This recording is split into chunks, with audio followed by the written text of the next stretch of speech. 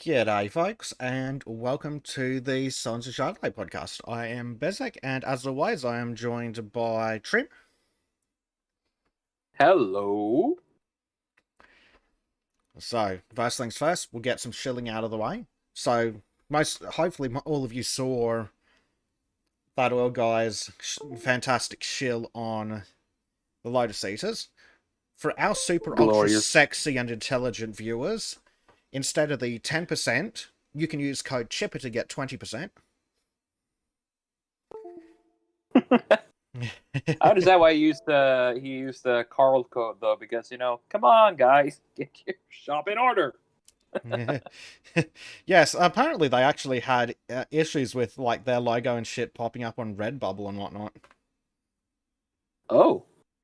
Huh. Yeah, they actually had to release a thing about it, so they're actually going to bring out their own merch, so they can hopefully avoid that. Nice. It's sad and pathetic. Well, better late than never. So, super ultra sexy merch. Go by, yes. Wink, wink. And we will have a super ultra sexy Trim's version of Yggdrasil coming out very, very soon. So, I worked hard on that and I'm very proud. Yeah, if I can just drag this over and get it to work. So that is in process, and hopefully it comes along sexually. Okay, let's get rid of that crap because no one cares about the shilling. Let's get into it. All right. Right. Andrew fucking Neil. What the fuck's he playing at?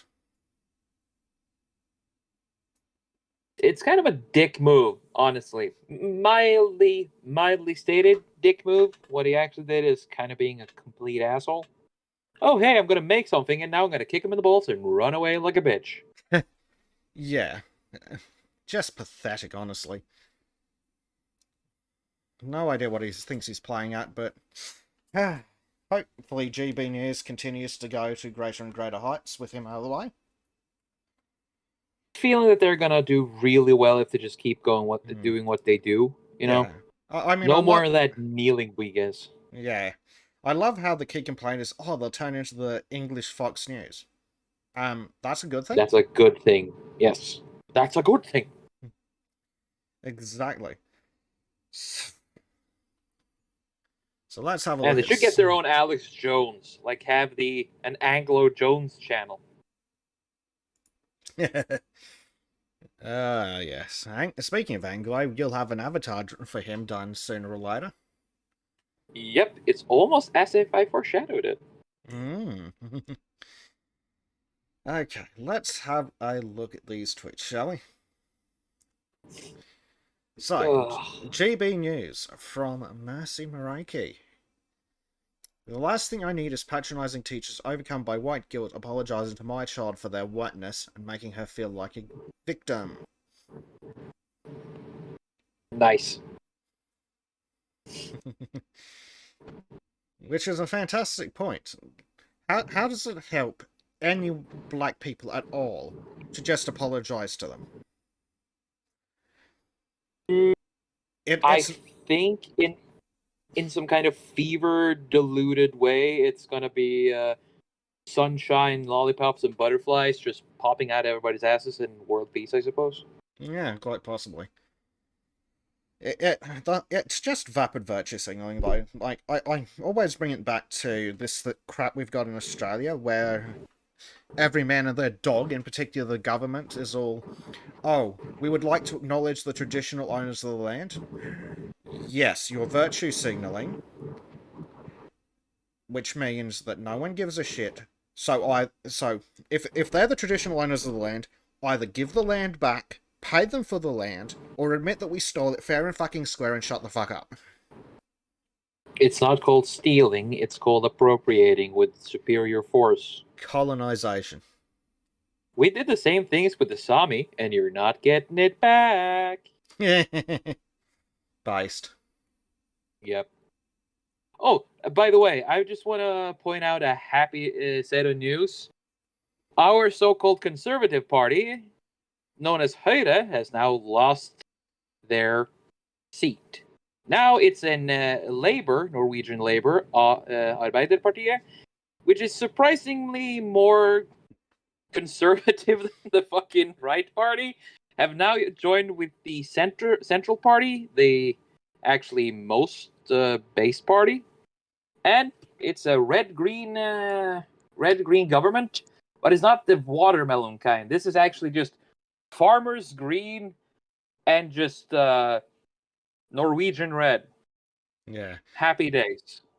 Student of history makes an excellent point. It's called war. You win, you get shit. Yes. Or do we get to say that the French have been historically oppressing the English? Yep, Either way, we'll win in the end. Robert Longshore gets even better. It's called Life, Trouble, Warfare over Land, Resources, and Whammon has happened throughout human history. Yep. Primate declare war. Yes. Return to monkey club enemy overhead. Oh no, they don't even club you. Monkeys are worse. They'll grab you by the nuts and literally tear them off. Oh, I've seen God. videos of kids fighting each other. It is. I have seen Mexican cartel videos that are milder. That is terrifying. Ned Jeffrey asks, is Norwegian Conservatives just the Global Homo Party? It's a big EU fan, which I am not. Yeah, fucking EU. Yeah. There's never But been the Global Homo Party, I guess that would be Rød. Our Red Party would just literally just communist party. They are just, their sign is Eva kjemper mot Forskjells-Norge, which means that Eva is fighting against different Norway, Injustice Norway, or whatever the fuck. They're basically just piling on the English and American bullshit. French. I see. But we won. Jesus Christ, it feels good. I bet. Yep.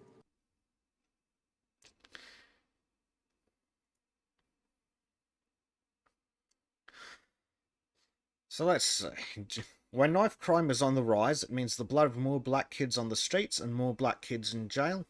Mercy Muraki says, if you're uncomfortable pointing out that knife crime is disproportionately a black issue, then clearly black lives don't matter to you. But black knives matter, not black lives. Hey, well, hey, just remember what they were saying in America. Mostly peaceful stabbings. Black people have been having knife fights for centuries, and no one ever got hurt. It's essentially a greeting at this point. Honestly, like, imagine being so far up your own ideological arse that you think that people having knife fights is a good thing. Well, it's not a good thing, but it kind of is a common thing. According to the left, white supremacy is not stabbing each other in the street. Really? Wow. And white supremacy is also surprisingly inclusive. I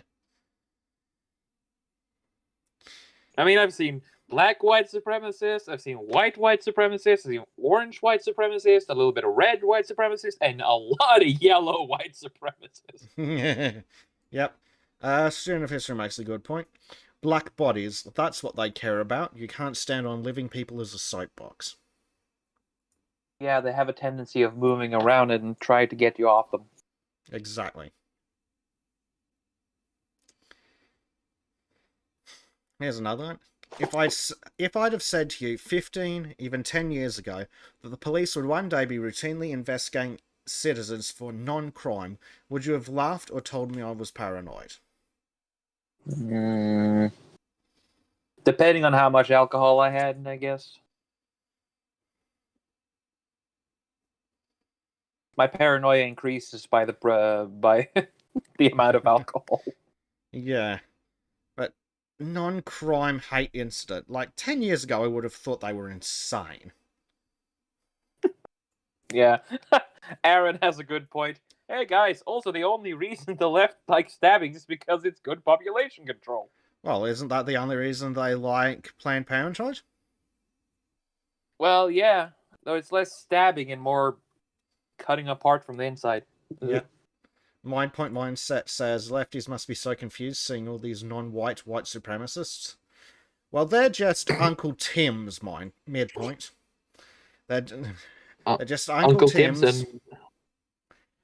Fortunately, the left has given us that one, so I don't actually have to say the term. Yeah. So it's beautiful. And Uncle Tam. And no, Uncle Tim's and Auntie Tam's. Right? Yep. Or am I trying too hard? Yeah, you're trying too hard. Worth it. Robert Longshore says you have been called a nutjob conspiracy theorist, and you still are in some cases. The only difference between How did you know? Yeah, the only difference between a conspiracy theory and the truth is about 6 months and some leaked documents. Or Hunter, or Hunter Biden forgetting a laptop in a coke binge. Which has happened surprisingly a lot. What, 3 fucking times now? Like, you've almost got to wonder if he's doing it on purpose.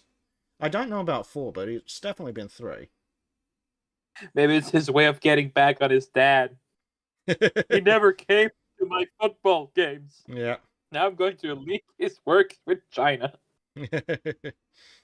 Exactly. Uh, And Bus Van Diepen says Egypt did white supremacy to build the pyramids. Sure, why not? Well, fun fact about Egypt. You know the slaves they used to build the pyramids? They checked a lot of the graves and found out by the bones that a lot of the slaves were actually pretty well kept. Well, didn't that end up turning out to be because they weren't actually slaves building the pyramids? It was the farmers in the off-season, because you really, really, really, really don't want a couple of million men with nothing to do for 3 months bumming around the countryside. Yep. How about you million men go over there and build me a pyramid? Build a monument to my greatness. I like that idea. Keeps them busy, keeps them focused on the theocracy and the worship of the pharaoh. Yep. Keeps them a lot more distracted from things like, I don't know, rebellion. And it will keep future generations from understanding how aliens helped them out completely. Stream50 says, farmers, you paying? Well, they pretty much were.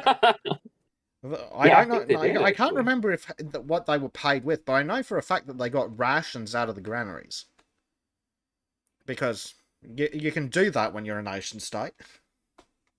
They did get paid, but I don't know with what. Yeah. But no, my understanding is that there were very few slaves involved in it. And if there were slaves involved in it, they were the ones just dragging shit. The people doing the thinky work were at least freemen. Yeah, I think actually a lot of the workers who did the pulling too. Yeah, I mean, again... It depended on how fit you were, I guess. Well, it's a lot easier to go, okay, you 20 men drag that lump of stone from there to there, and then you're buggered for an hour, so you're not getting into trouble. Genius, really. Yeah. Student of History says, from anthropological studies, beer and beef. Sounds fair. Nice. I mean, do you really need anything more? I don't know, I've grown rather partial to air conditioning and the internet. But I could probably get by on beer and beef. Yes. Beer, beef, and good company. Indeed.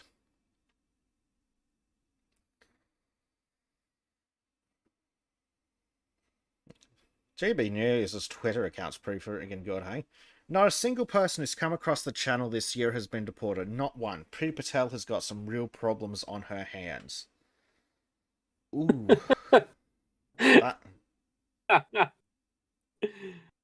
Oh.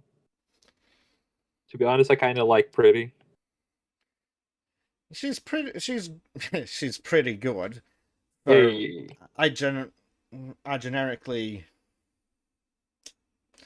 for a politician these days she's pretty good, but she needs honestly she doesn't go anywhere near hard enough.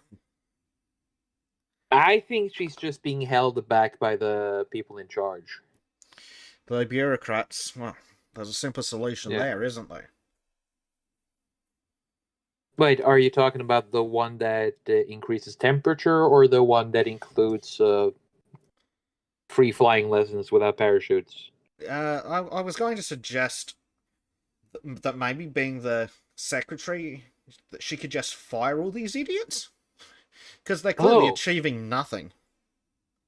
Well, what do we need that all these works too. bureaucrats for? What do they do all day? Well, apparently wasting government money and tax money too. The Oh, there you money go. of the British people. Save millions just by getting rid of bureaucrats. Yeah. Oh, imagine the budget you'd get. Indeed, and then we could spend it on some fancy stuff. Yeah. Like building more Winston Churchill statues. Yes. Oh, can you imagine if, like, something like GB News just built a Winston Churchill statue? It'd be hilarious. They really actually should. To do it just to reinforce their patriotism. Like, there's not much Churchy Boy could have done to detract from the fact that he stuffed the Germans. Yeah, I mean, he almost single-handedly made sure that the war wasn't lost until everybody got their shit together. Yep.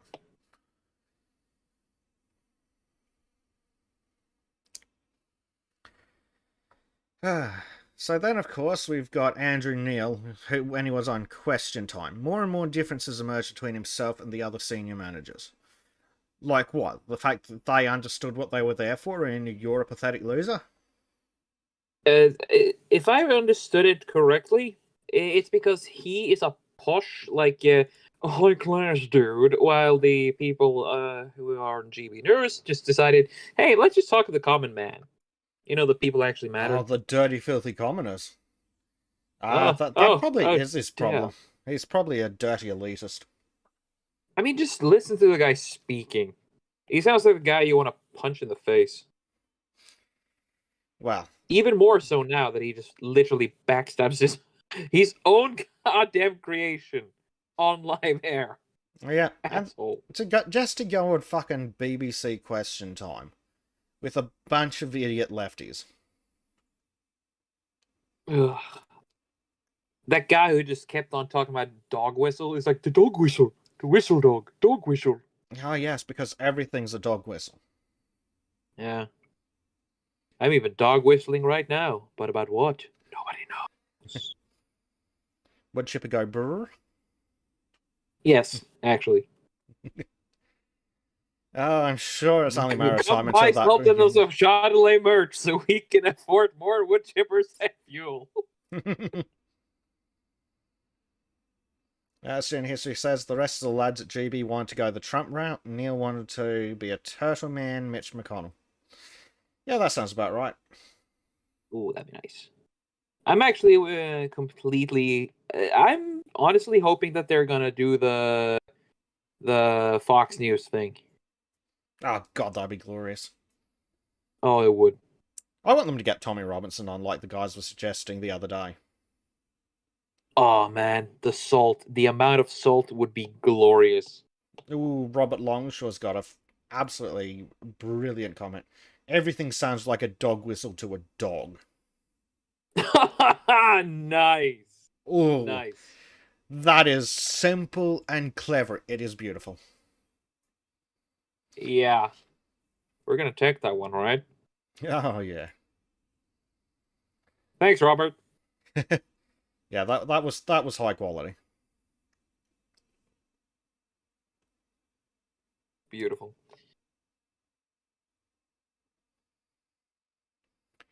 Yeah, honestly. Student history says now apply that to the entire left. Yeah. That happens by itself, pretty much. Mm-hmm. Meanwhile, Piers Morgan signs a deal with News Corp and Fox News Media for a global TV show. I mean, Oh, and on Sky News Australia. Interesting. Ooh. In the country that is the most authoritarian and cucked, dare I say, you are the one with the most based news, actually. So that doesn't make sense to me, but I'm at least happy that there's some baseness in your country. Bas Van Diepen has a good idea. Put it on a t-shirt. Mm-hmm. Everything sounds like a dog whistle to a dog. I could even make a sketch for that, actually. You could. Sure, why not? Yes. We will merch harder. Yes.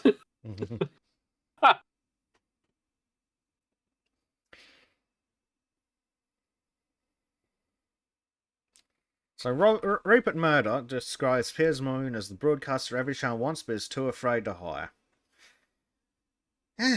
Well, I don't know if he's the greatest, but he's better than most lefties.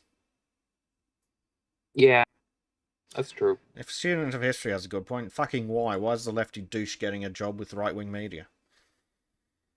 God knows. God knows, indeed.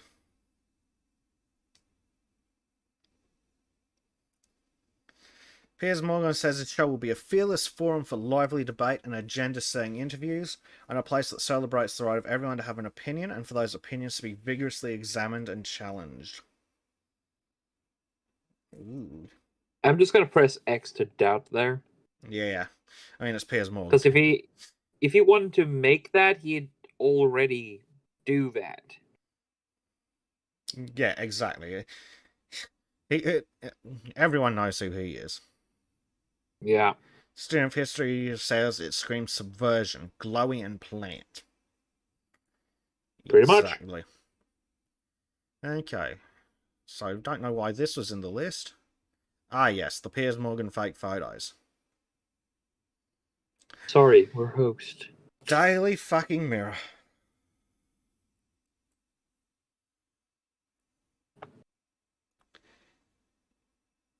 British soldiers allegedly abusing Iraqis. Oh, joy. And then, of course, they had to come out back with, sorry, we were hoaxed.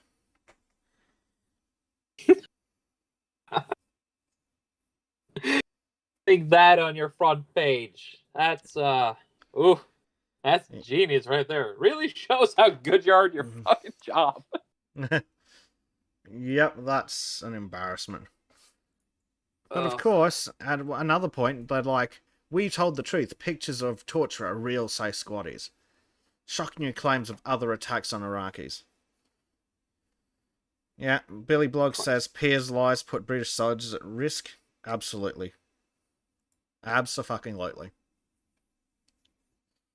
It's just an embarrassment. Truly and utterly an embarrassment. Yep.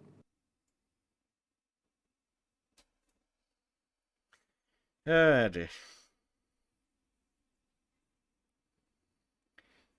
What else have we got? It's just so fucking stupid. Yeah. Well, apparently Ofcom's not going to investigate the complaints over the GB News show. God forbid. Really? God forbid the government not investigate someone saying that maybe stripping people of their human rights and putting them under indefinite house arrest is not a good thing. I thought that was a good and acceptable thing in Australia by the great and mighty leaders of Australia, yes. Well, our dictators certainly fucking think that stripping people of their human rights is a good thing. I mean, we've been over it before. Like, they are in direct violation of both parts of Section 13 of the Declaration of Human Rights. Do you think there's some kind of domination fetish?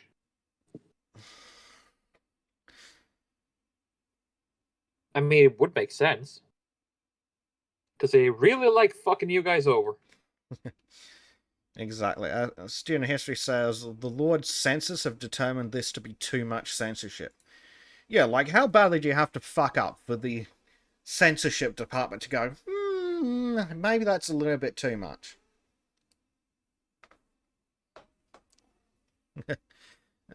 It's like saying that, hey, even Hitler thought that those guys were bad. Yeah, it's utterly embarrassing. Ooh, Raymond's got a good meme for us. Let's see if we can open this. So, of course, renowned pedophile Vorge, Nicki Minaj should be great. praised for demonstrating how immediate and severe the anti-vax to far-right pipeline can be. Oh, man.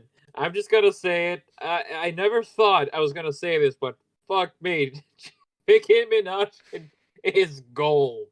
I never. Holy Well, shit. what universe do we live in where Nicki Minaj is the good guy? But I don't know, but hey, it's weirder things have happened. I mean, like we have a necromancer lord in America now, so Yes, you the know, Lich we're King so ruling America with his iron fist. or at least his handlers.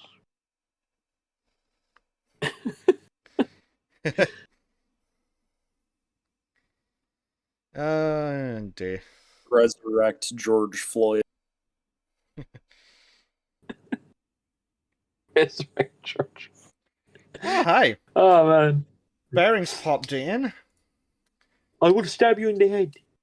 Gladys Burns awakened the National 7. Aaron Sassina asks, how mad would the Australian people be if America just invaded, set up a new government, and then left you guys to try again? Not mad at all. That'd be pretty good. G'day, Second. How you going? What's up? I'm on a boat. On a I'm boat? just chilling. On a motherfucker, I'm on a boat. Yes, fuck I'm land on a boat and it's moving fast and I'm the king of the world. I don't remember the lyric. Fast is the point of view. I mean, it's faster than I can swim, but it's not that fast. I mean, we spend like 7 days getting up the fucking country. Bus Yeah, Van my Diepen family asks how owns big the boat is, Trim. Huh? Bus Van How big Diepen the wants to boat? know how big the boat is. 123 meters from bow to stern. Nice. So it's a good boat. Yeah, it's a really good boat. Is it the I good love this ship boat. Lollipop? Why that came to What? mind, I don't fucking know. It's a really, really old kids rhyme. Like, I'm I've never heard that talking one. pre-TV, I think. Yeah, well, it's much bigger than my parents' boat. Yeah, just a little. Yeah, it's almost as if I work on a massive company that has like, what, 17 different ships? Yeah. Whereas my parents just have a sailboat Yeah. on the lake. Which is No shame on fun. sailboat, though, because sailboats are awesome. Oh, yeah, yeah. Yeah. Ned Jeffries says, since when does anti-vax equal far right? 2 years ago it was the opposite. Yeah, Gwyneth Paltrow has been like strangely silent about like the vaccine. Doesn't she have some like homeopathic remedy at Goop for COVID? I mean, she sells like candles that smell like her vagina, so I That's did just not wrong. need to know that. Bus Van Dippen asks, when is it a ship and when is it a boat? I'm not sure, but you can put a boat on a ship, but you can't put a ship on a boat. Ship Yeah. is massive. Boats are, well, they can be anything from a, tiny bathtub that floats to, maybe yacht. You could say that the yacht is the cutting area. This depends on the size of the yacht, I guess. Raymond Luxury Yacht says, but it's not the size of the boat that matters, only the motion of the ocean. Good stuff, good stuff. Well, depending on the people you talk to here, there's a lot of motions in the ocean, so Yeah. to say that. 22 days is a long time. Yeah. Casting back to Baring's comment about "I will stab you in the head," says Oh shit, Baron's GLaDOS. here? Yeah, Baring's bumming around in chat. Nice. Apparently he missed Tism because he's got some sort of weird bear disease, Oh, which is a is it the shame. COVID bear disease? I didn't catch him. I only got through part of it, Tism before I had to go do real life stuff. But speaking of GLaDOS stabbing people in the head, does anyone have that friggin' brilliant video of her that was edited together? Where it's just talking about how she's going to stab the crap out of people. Wait, that's a serious thing? The what? Like someone edited together a bunch of stuff she said, and she legitimately makes Hitler sound like a pussy. Oh, I need to think know. I know what you mean. I just don't know how to possibly find it.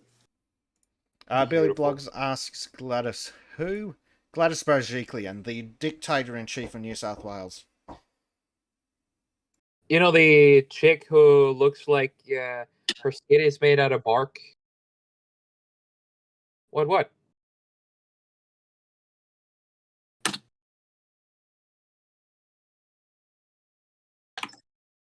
Sorry about that, I was just being harassed by someone I live with. Oh, nice. Aaron Sassanai says, good to know. I figured the whole plot was just like, no, I like the government fucking... A disturbingly large proportion of them does. Christ. Oh. Fuck. Unfortunately, we don't have a culture of freedom in Australia. Freedom? The fuck is freedom? Foreign complex. Hey, here we go. Remix Matrix has the video, so now Jeffy's posted it in it. Good old GLaDOS the Evil, the Wicked Witch in New South Wales. Yep, that's the bitch. It's a minute 45, and it's fucking glorious. I'm a bit tired of hearing people saying I don't know how to do my job properly, and I think that's really mean. I remember being criticised. Just remind everybody how criticised I was. That's not acceptable. I hope everybody likes staying at home because we are going to go into lockdown forever. Nobody from New South Wales is going anywhere. We will have 2 million police officers standing at the corner of every street to monitor every single citizen. We're really watching very closely. I hope this really will be devastating. We don't like to be heavy-handed, but what we need to say today now is that if you leave home, we will give you a death sentence. Please know that you will be shot in the face, and I hope it's painful. You are required to obey what we say when we say it, and if you don't, you can prepare to die. I've said from the outset, I don't care about your life and the life of those around you. I don't really give a shit. The government is now about to announce what we call the final solution. We are inspired by history and realise we can very easily permanently get rid of anybody thinking illegal thoughts. We aim to have I blame my zero shitty freedom. internet that Follow I the rules, can't enjoy. or else you'll never be seen again. Like- If you think you can live freely under our very strict and harsh regime, I have news for you. If you even consider breaking the rules, I will personally stab you in the head and rip your guts out. We have 24 hours surveillance of every single person in the community. We want to cause anguish, hurt and suffering to as many citizens as possible. Every day at 11 o'clock, every citizen in this state must listen to me. This is the Fourth Reich, and I will make sure that I never, ever, ever give up power till the day I die.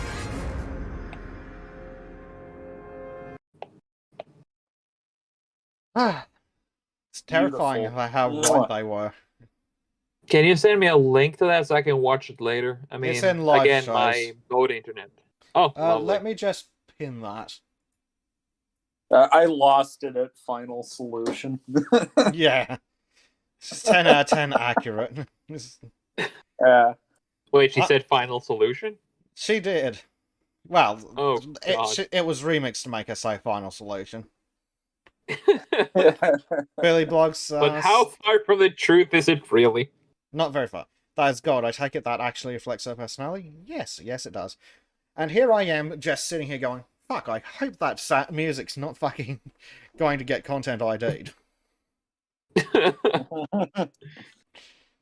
We can only hope. Yeah, bloody things. Bloody YouTube. Well, It's not like we're getting AdSense anyways. True. True.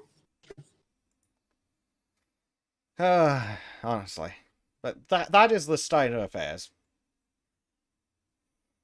Oh, Man, pity. Grim, I like Australian New that. Zealand. That's going to look fantastic on a shirt. Yeah. I'm gonna get to work on that after I finish Anglo Jones. Indeed. Yeah, after so like last night at my like Christian org, the building is like, oh, you gotta wear a mask. So I'll like wear it in, but then they have like food at the actual like meeting. And so I'll just constantly have like food on my plate or like a cup of water with me so that like I have an excuse for not wearing it. I'm like, oh no, I'm like taking a sip of my water every few seconds. I take like the smallest sip possible.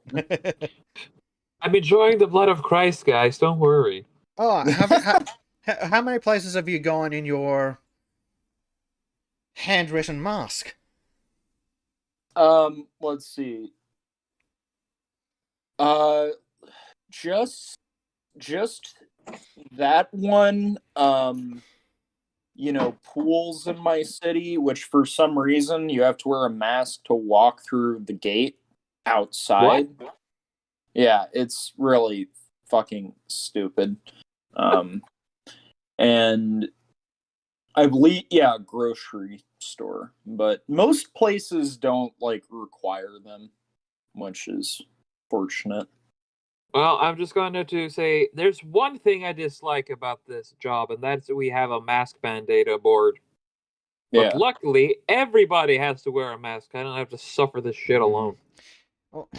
Well, it reminds me of the bullshit that all the fast food places are pulling. It's like, if the masks fucking did jack shit to stop anything, everyone in food service would have had to wear them for the last 20 years.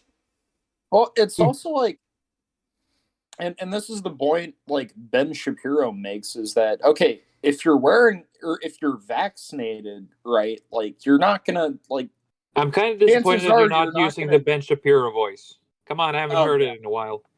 Okay, gang. If you're vaccinated, folks, you're not at much of a risk for dying from COVID-19. Okay, so it's like you don't really have anything to fear from the unvaccinated people. Okay, folks. I stopped caring about whether or not people had COVID around me when I got vaccinated. Okay, gang, and so did my parents when they got vaccinated. And I'm pretty sure that the people who aren't vaccinated, don't want you to wear a mask to protect them anyways. Okay, gang, it's just a guess. It's just a guess, folks. And I'll tell you more about that in just 1 second. But first, you're bad at predicting the future, which is why my friends over at Policy Genius can help you find a life insurance policy that works for you. PolicyGenius.com/Ben for 20% off. When you're so good at channeling Ben, you can do his shills perfectly. Yeah. Beautiful.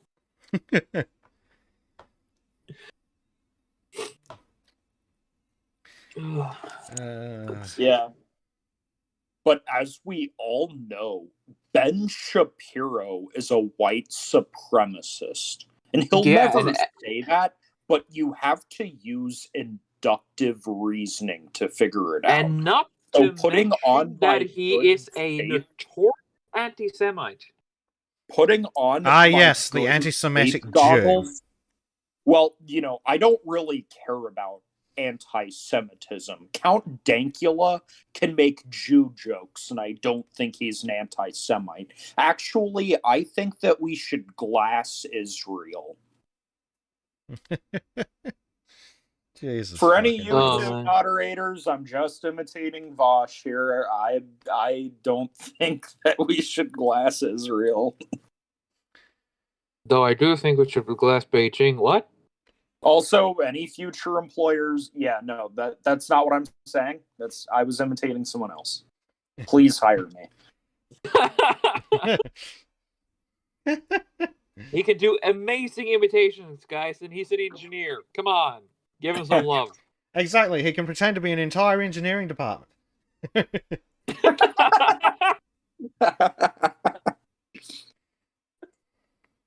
Oh man, it's a perfect deal. Yeah. Yeah. You're hired to be an engineer, but the boss wants you to do imitations all day. Yeah. Now do Ben Shapiro. Just like performing in like the boss's office. Yeah. Ned Jeffrey says there are 4 different forms of transmission: fluid, surface, aerosol, and airborne. Masks, if they work, and that's a big if, only prevent some aerosol transmission. Is surface the same as contact? Yes. Yeah, surface.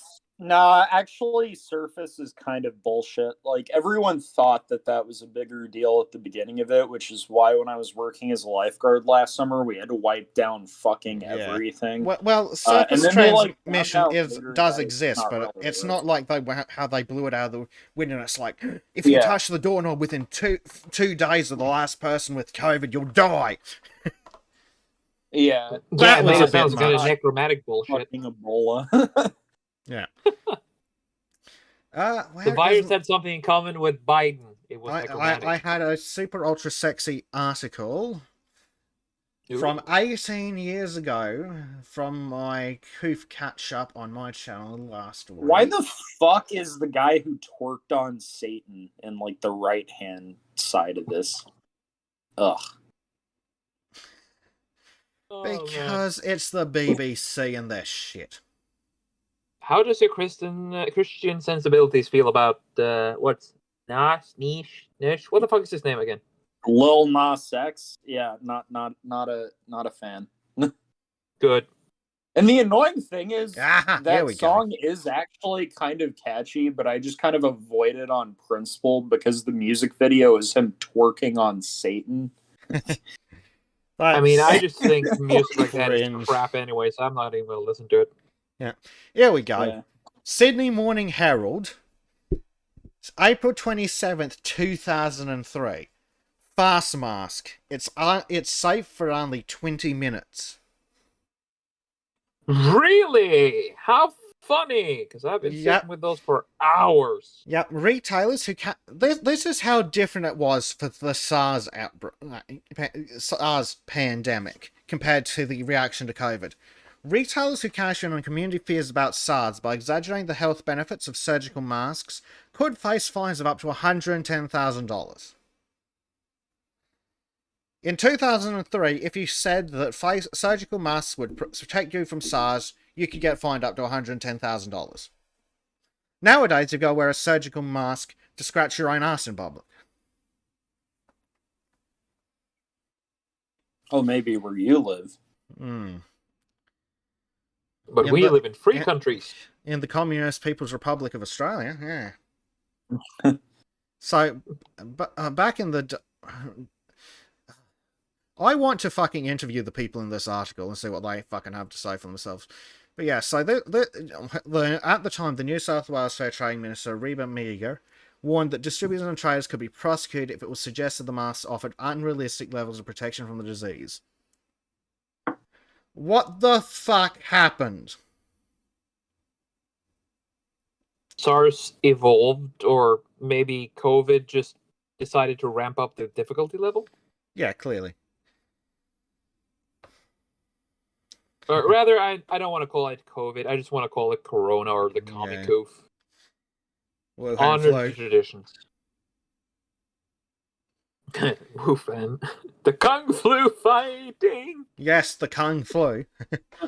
I love that song. Yeah. That shit spread fast as lightning. So here we have another statement from Professor Yvonne Cassat of the Department of Infectious Diseases at the University of Sydney. Those masks are only effective so long as they are dry. As soon as they become saturated with the moisture in your breath, they stop doing their job and pass on the droplets. It could take as little as 15 or 20 minutes, after which the mask would need to be changed. But the droplets, you're gonna get your droplets all over me. You have to wear double mask forever. There's one thing. how has nobody kicked that guy's ass yet? No one? How difficult is it to reach someone in your country, apparently? Because seriously, if he'd been in Norway, he'd get his ass kicked all the way up the country by now. Yeah, well, I think people are too smart to do that here. I mean, we've seen the reaction to January 6th. If somebody kicked Fauci's ass, they'd be like playing that all the way through the midterms. Like, oh, the fascists are trying to overthrow the government. Yeah, as if they ever cared about the sanctity of government. Yeah. As if they ever cared about sanctity. Well, that's the biggest problem with them, isn't it? Nothing is sacred.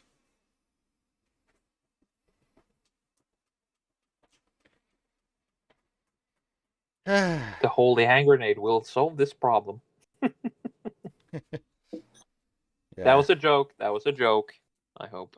Wait, so did you guys hear about Joe Biden's like recent like authoritarian attempt to like control people in the States when it comes to Kung Flu?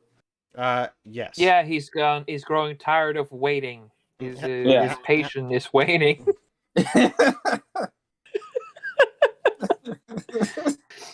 Yeah. But I mean, it's kind of weird because it's almost like he stole the idea from the Texas abortion law, because at least as far as I understand it, the Texas abortion law like finds like a loophole through Roe v. Wade, because it's not like the government that is enforcing criminal prosecution, but it's like the citizens that can enforce a civil suit or something. So, so it's difficult to like actually sue the government for that and take that to a point where the law can get shot down. I think that's the idea. I could be wrong. But so essentially what Biden's doing is like, I can't like force people directly with the government, so I can just threaten to fine businesses that don't require all of their employees to get vaccinated. Doesn't make it any less scummy, by the way. No. Yeah, and so like, yeah, no, the Daily Wire is like getting prepared to like sue the government if they come after them. And Shapiro. Good on him. Yeah. On a more positive note, your governor's being based as shit again, second.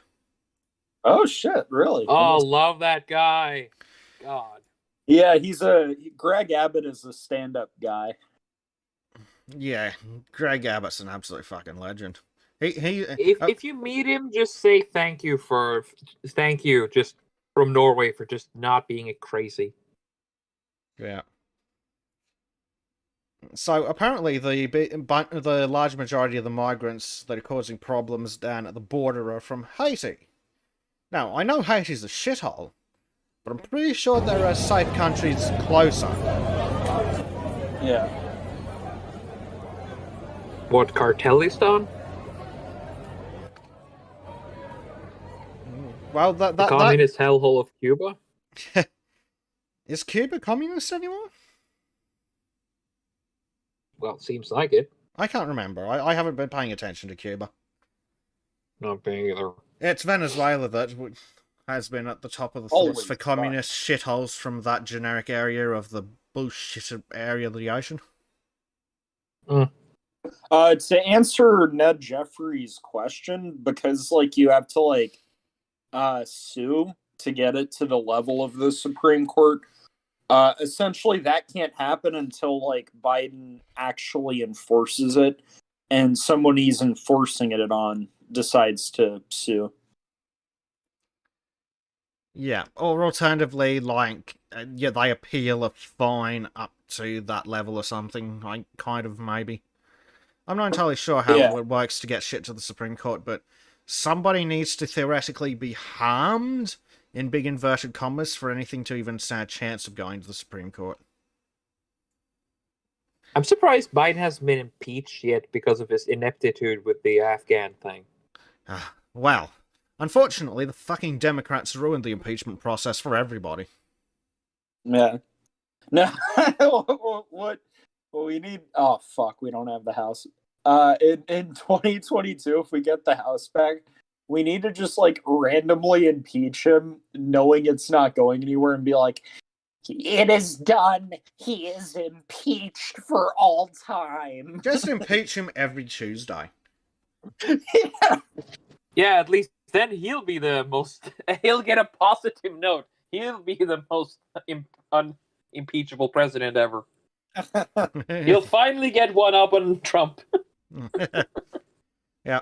So Okay, so apparently down in Del Rio, under the bridge, there were 4,000 migrants at the bridge on Wednesday, but overnight it spiked to 8,200.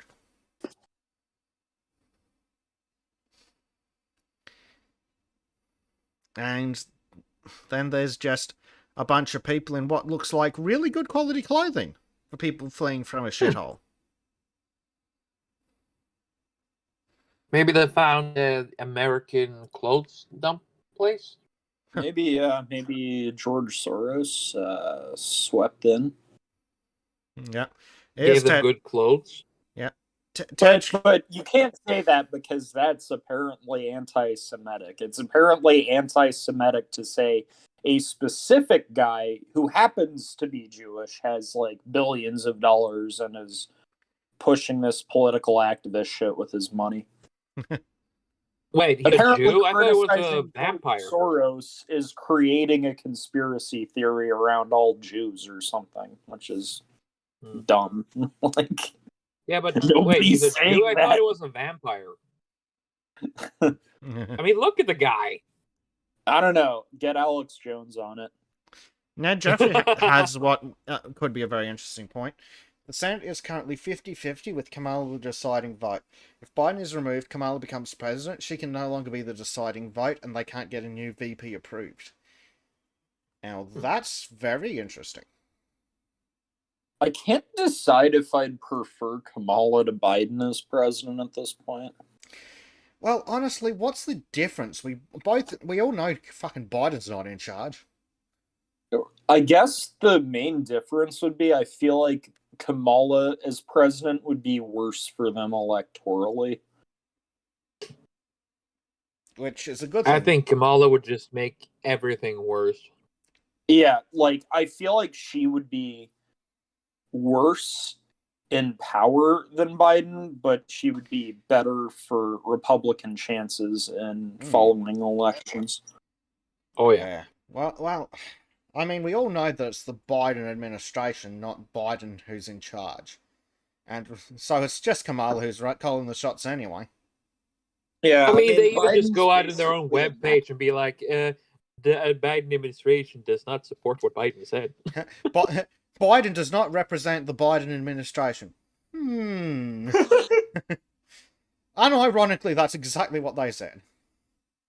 Yeah. So, I mean, at least they're honest, kind of. So, good old Ted what Cruz said, this is Joe Biden's fault, and this is Kamala Harris's fault. This is barbaric. I like him. He's a good guy. Yeah. Yeah. But Abbott's a fucking legend. Yes, what did Based Abbott do? Well, amongst other things, Biden administration refused to close ports of entry, so Greg Abbott's like, fuck it, we'll do it anyway.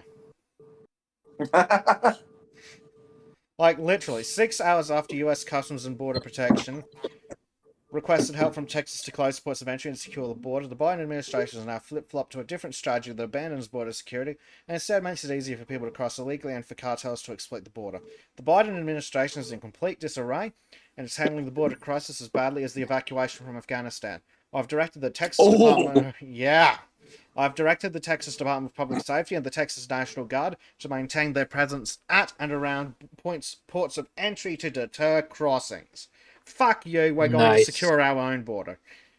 I'm just, like, picturing, like, Greg Abbott as Thanos in the Age of Ultron mid-credit scene, where he just puts on the gauntlet and he's like, fine, I'll do it myself.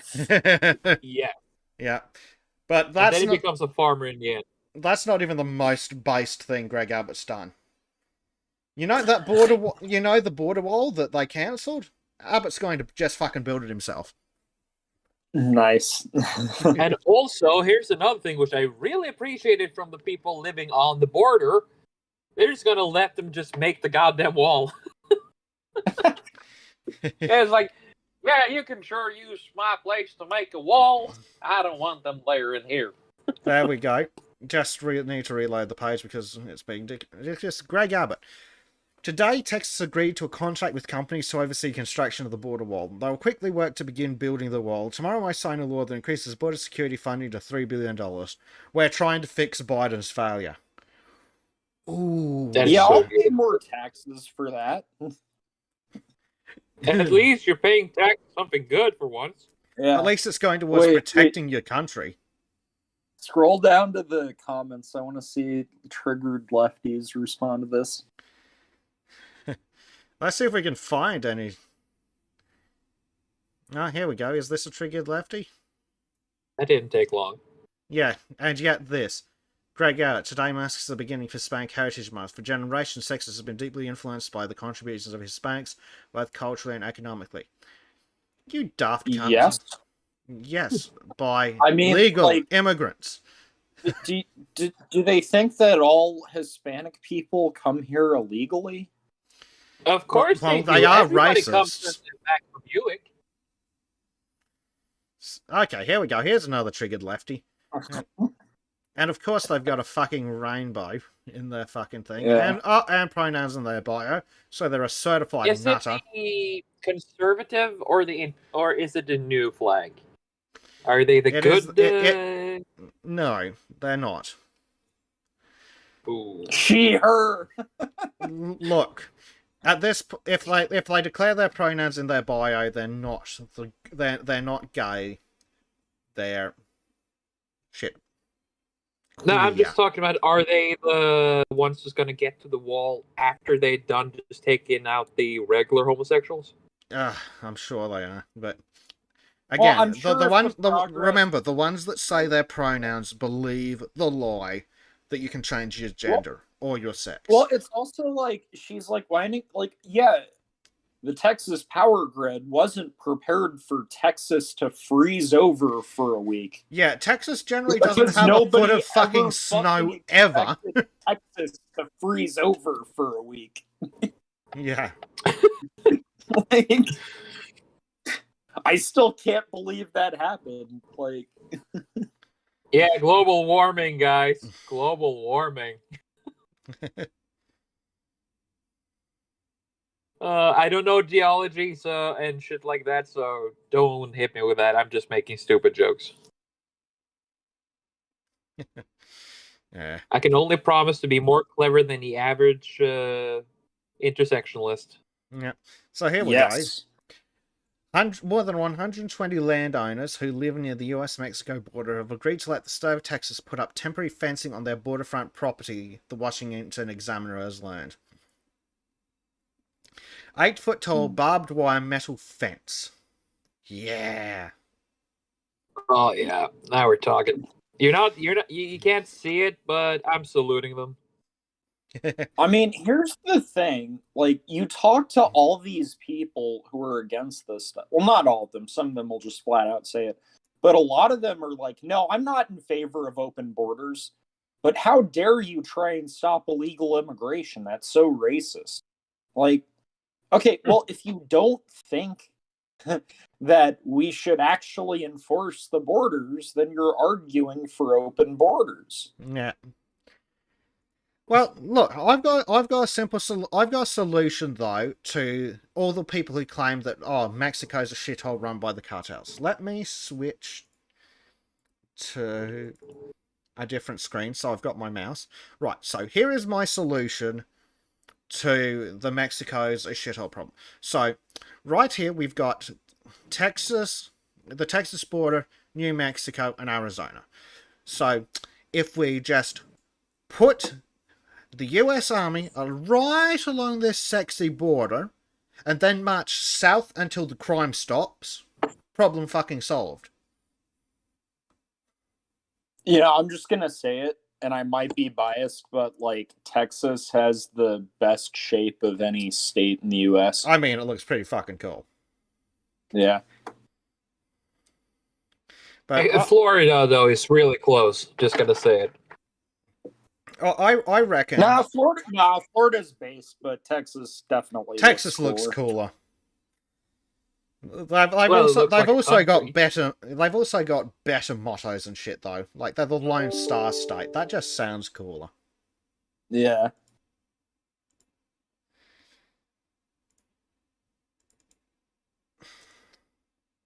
Man, what happened to the whole Texas independence thing everybody was talking about a few years ago?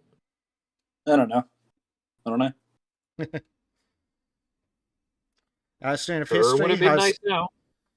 Has clicked onto my point. If all these countries are so shitty, why don't we just annex all those shitholes and build it up as a new part of America rather than importing the entire population? Exactly. Mexico can be like the 53rd state or whatever. Just invade the country, wipe out the cartels, crush the government, install a governor, problem fucking solved. I don't think you really need to crush any government in Mexico. They'll pretty much just give up and be like, yeah, you can't fuck this up more than we already have. I don't even know what kind of accent that is. I mean, we'd probably need to eliminate some corruption, so that'd take out like 90% plus percent of the politicians and bureaucrats and police. Oh, wait. Well, it's kind of funny, actually. Like, because of Texas, we already annexed a shit ton of Mexico in the past. Base Texas. But then again, that also caused California to be annexed, so sorry about that. Well, I've got a solution to that problem as well. What if we invade California? Nuclear fire. Oh, yeah, invade. Totally not nuclear fire. No, they've got lots of land that we can use. So, maybe neutron bombs. Ooh. I had to do it. I had to build a bomb. We're going to have a fresh start in California. And you're going to be the new Adam, and she's going to be the new Eve. Fresh start. I goddamn hate that show.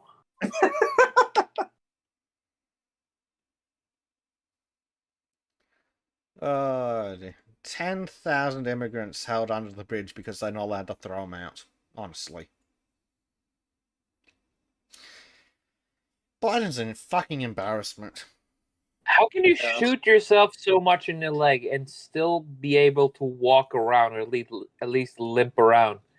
He's been doing some stupid shit every week now. Well, I mean, he's the Lich King. He just, like, performs necromancy on the bullet wound in his leg. He just sucks the life force out of a black child to repair the bullet hole. Or he drinks the blood of an infant. Well, necromancy doesn't exactly mend stuff. It just makes it work despite the problems. And I'm pretty sure there's not even much bone left. It's probably going to be just lead at this point. Shoot enough, and there's not going to be enough leg. Oh, dear. Okay. Because you might not have a long trim, let's have a look at how Islam is Islamophobic, shall we? Took them long enough to figure that one out. Yeah. Bristol Law Lecturer under fire. Let me guess. It's Islamophobic because somebody decided that, hey, I'm just going to say how Islam works, and then some Islamists just decided, oh, I'm offended by this because it makes my religion look bad, even though they're talking the truth. Yes. So, Bristol Law Lecturer under fire from Bristol Islamic Society over Islamophobic remarks. They claim Professor Stephen Greer used the Charlie Hebdo massacre as evidence of Islam's stance on freedom of speech. Yep. Saying that the Charlie Hebdo massacre was an Islamic thing is Islamophobia. And again, Islamophobia is a bullshit term because being scared of Islam is not irrational. I'm quite rational there. Me and a lot of my coworkers, actually.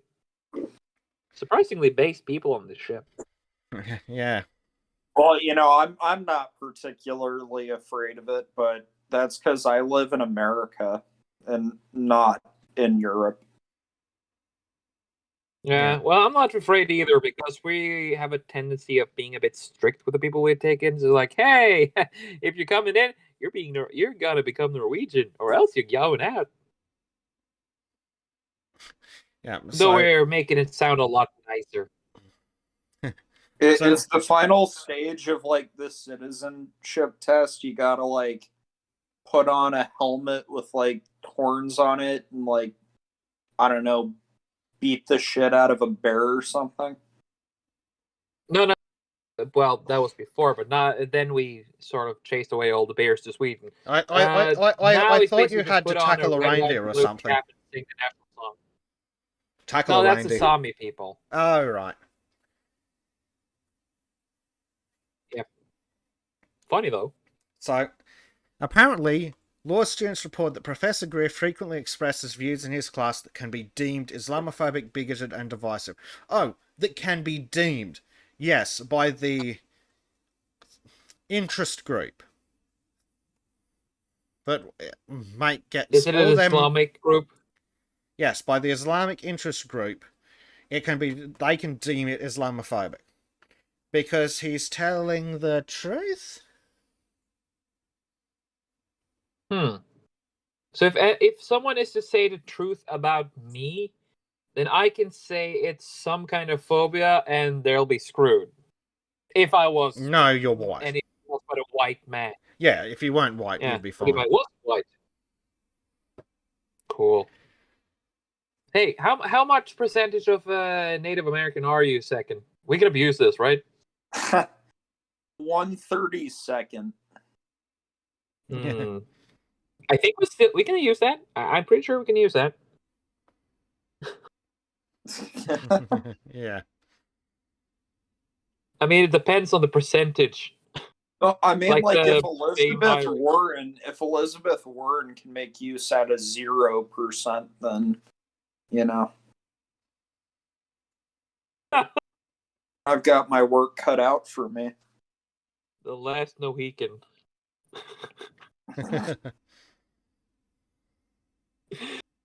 Oh man, it's Islamophobia. I agree with you there. It's the dumbest fucking idea ever. It's like, oh yes, it's a phobia. Oh shit, we got an Eastern Orthodox person in the chat. Ooh. What? Honestly, out of Catholicism, Protestantism, and Eastern Orthodoxy is the one that I know the least about. I know it exists, and I've seen like that conversation Jordan Peterson had with Jonathan Pajot, which was pretty interesting. Awesome. Welcome, Aaron. Aaron, I have no idea how to pronounce your name. Yeah. I say Aaron Sasino, but I'm probably getting it wrong. I'm just gonna say it in Norwegian. Aren Sasina. Yeah. Right, so a student who attended Greer's class said he was shocked by some of the content, which gave the impression that Islam was essentially bad and incompatible with freedom. I'm sorry, but if telling the truth about something gives you the impression that it's essentially bad and incompatible with freedom, then maybe, just maybe, it's bad and incompatible with freedom.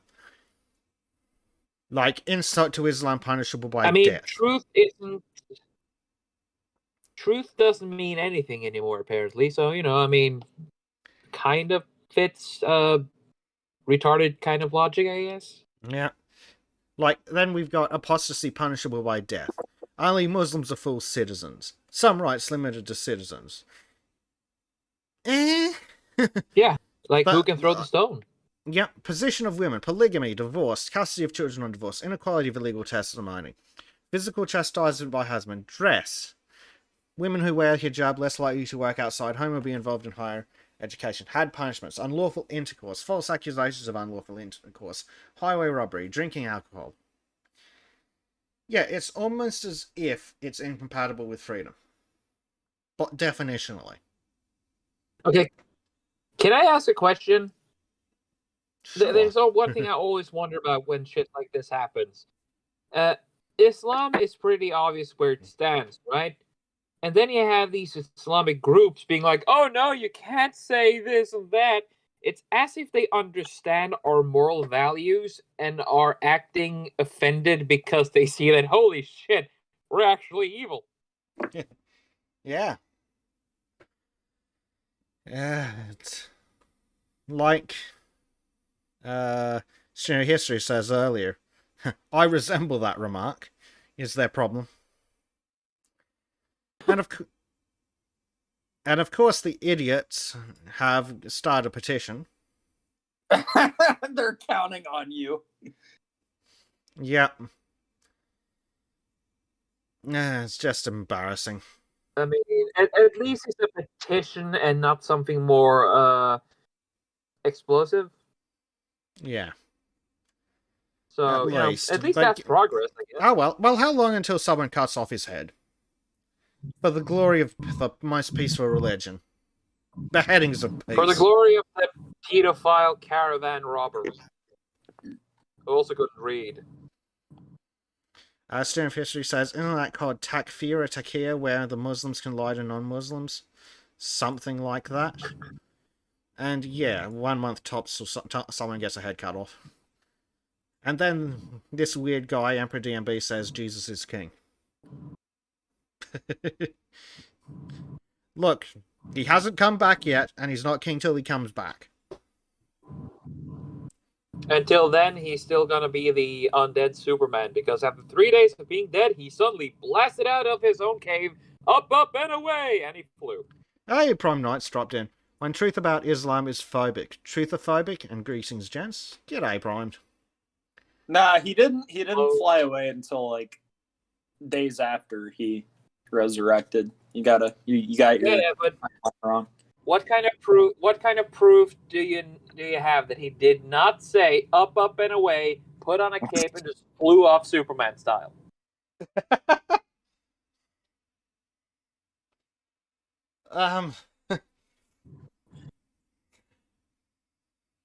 That's because that's how I basically imagined it since I was a kid. I just imagined a fucking rocket from his cave is like exploding out. Jesus comes out in like a Superman themed, in like a Christian themed Superman outfit, up, and away, and there he goes. What, with a cross on his chest instead of an ass? Yes. Now I'd follow that Christianity. Yep.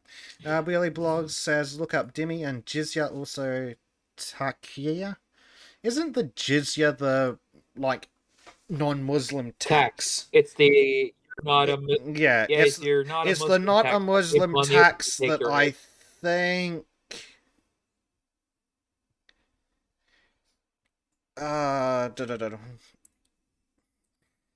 think the followers of Abraham get away with not being Muslim, and then they pay the jizya.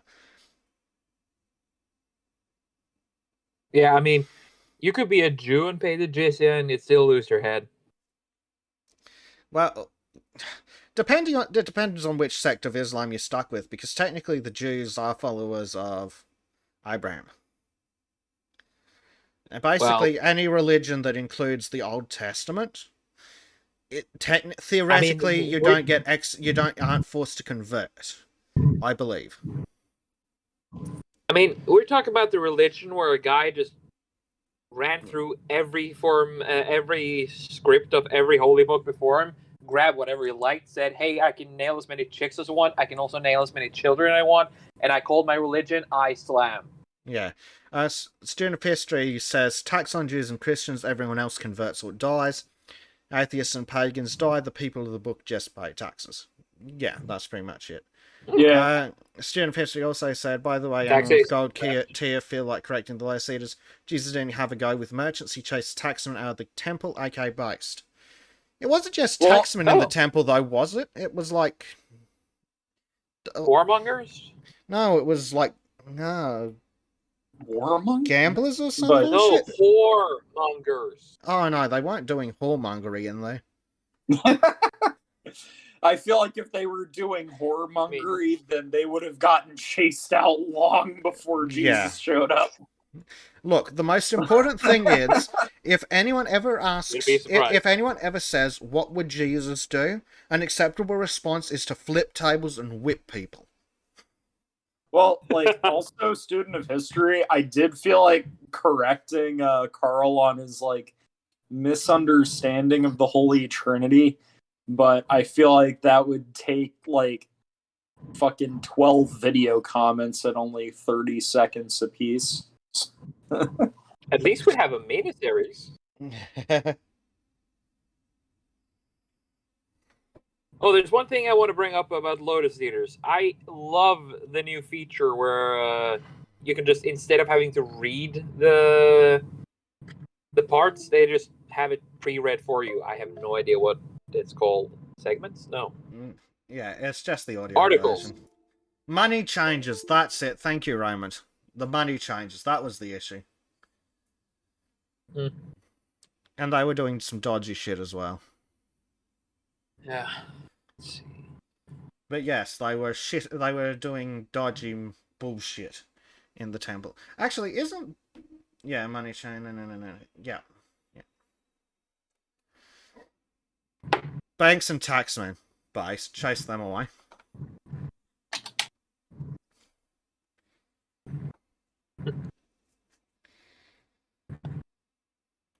Ah, yes. Usury was the issue. Yes, there we go. Actually, so there we have it. Guys, it's starting to get a little bit late. Also, the internet is kind of being crappy because we're starting to get a bit far from shore. So it's been real fun talking to you guys, and I'll see you next time. Alright, Shadilay, my dude. Shadilay. Hello. Oh, yeah, the be armed comment. Well, it's actually kind of, if you haven't read it, I would recommend reading C.S. Lewis's essay, Why I Am Not a Pacifist. Oh, he did It's an essay big as on fuck. that? That's cool. Add it to the list. Yeah. Also, the humanitarian theory of punishment is another pretty good essay by C.S. Lewis. I need to start doing some more book recordings again. Yeah. I need to try and take a little bit of the whole spoon idea, high quality content. But I don't know if I can put out like 5 high quality videos a day. Ah, yes. Greetings, chaps. Until next time. Oh, that boy puts out so much good content.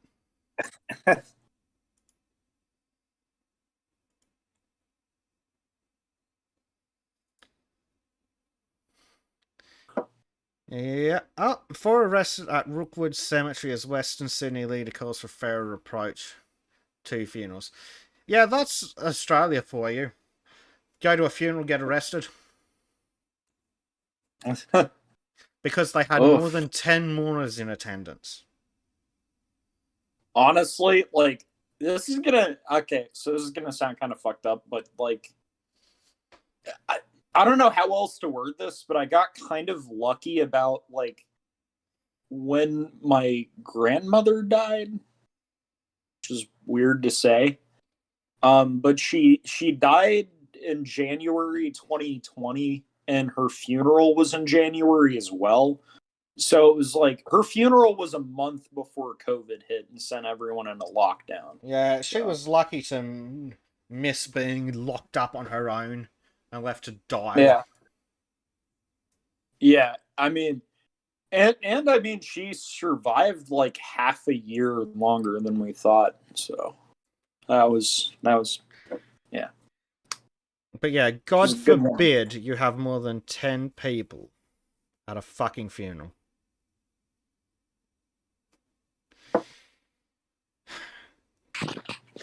Someone needs to any All the cops enforcing this bullshit need to be reminded that just following orders didn't work for the fucking Nazis. Yeah. 314 hectares, 10 people. It's a fucking embarrassment.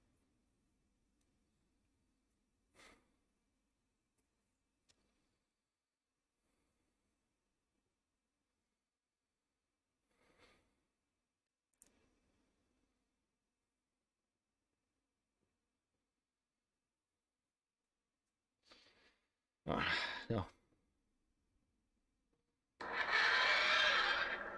Just don't disobey or else you'll get stabbed in the head. Yep.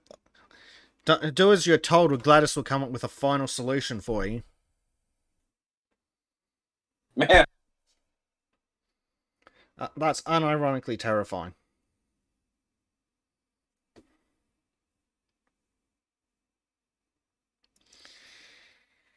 Ah, dear. Yeah. Prime Knight says, just following orders is a bad excuse for the blood is not on my hands. Well, you followed orders and 6 million happened. Yep. No, I think it's a good excuse to some degree, but there is like a limiting principle on that. Oh yeah, it's a good excuse if, like, you don't have reason to believe that what you're doing is unlawful. If like, you're in the army and, for example, your CO says, artilleryman, I want you to drop 10 rounds of high explosive at this location, and you do that, and it's a bunch of fucking civilians. Well, then you were just following orders and it's not your fault. But if said commanding officer turned around and said, that house with civilians in it over there, I want you to drop 10 bombs on it, and then you did that, you're still following orders, but then you're culpable. Sure, but I mean, like, I do think to some degree there is like a kind of limiting principle to the extent where it's like, at what point does that lead to basically, is the system with its flaws worth upholding is kind of the question. So, like, for example, I think it's like immoral to arrest people for smoking weed, right? Yeah. But if a cop is like enforcing that as unethical of a law as I think that is, like, is the alternative the cop like quitting and all the cops quitting? Because that wouldn't be a good alternative. But at this point of tyranny, it's just kind of yikes for me. Yeah, like there's got to be some level of suppression of human rights. Like, I would argue that weed isn't a human right, though I would also argue that it should be allowed. Going to a fucking funeral, on the other hand, I would argue that there is an element of human rights to that. Because free travel, freedom of association. Sorry, Mythos. All the TARDIS noises on my phone that I forgot to put on silent.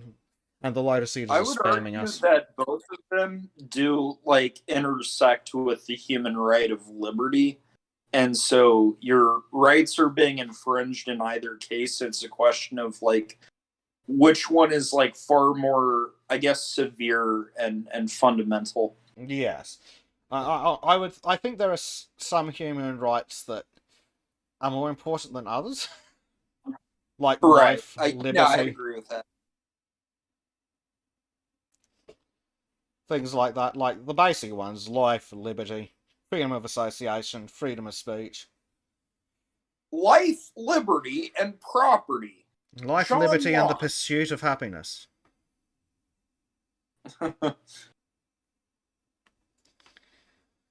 Well, you know what they say. I should do one of Locke's works. I should stop being lazy and actually do shit. Yeah. Yep. Liberty, honor, property.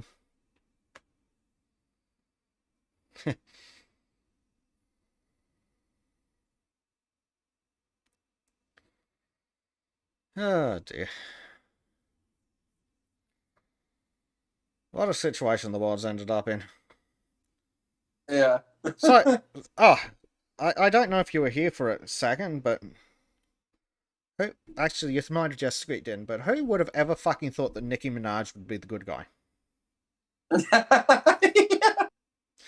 Yeah, it's an interesting world we live in.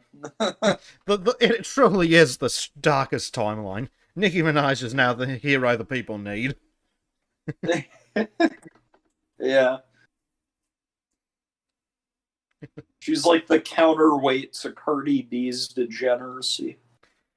Despite the fact that she's a weird thought. At least she seems to believe in the concept of being able to do whatever the fuck you want, so fuck it, I'll get on board with that. She's at least like, no, I may be a thought, but I have standards. Oof.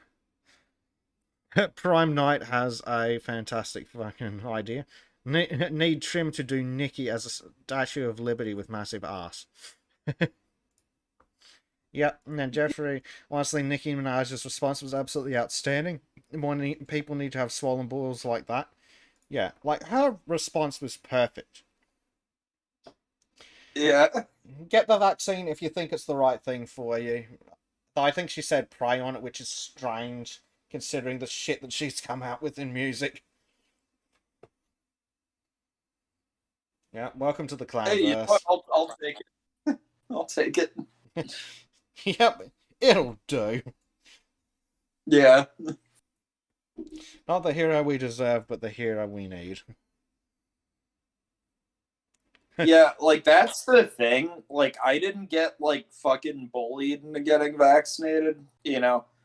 I just talked to my mom. Okay, she's a nurse, gang, and so yeah, I got some advice from her, and I was like, okay, I mean, I trust my mom, and she's a nurse, folks. So I got the vaccine, and now I like feel weird mentioning that to people because of just the ethos around get vaccinated or else you're the biggest piece of shit on the planet. Yeah. I'm like, oh god, why do I have to be associated with that? Yeah. At this point, if they want me vaccinated that badly, they can vaccinate my whole dead corpse. Mythos says, how do I agree with Minaj? What timeline is this? Who drugged the fights? Really fucking feels like it. Prime Knight, if we can get Nikki to deep red pill and be attacked by the left, how many other coloured stars would join her? I'd like to think a lot would. I'm just saying, I await the release of Nicki Minaj's gospel album in 2024. Yeah, that'll be interesting. Honestly, they don't have... they actually don't make us do that in Texas, the Vax card thing or whatever. It's largely on the honor system, where there are a lot of places with signs like, yeah, if you're not vaccinated, wear a mask. If you're vaccinated, you don't have to wear a mask. But they never ask you to show a card or anything. Yeah, just like there used to be a lot of places with signs that say no colours.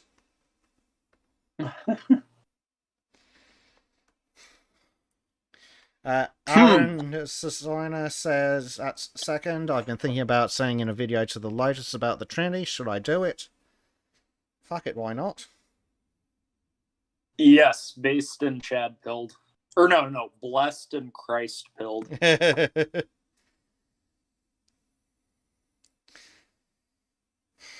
think we need a modern day crusade.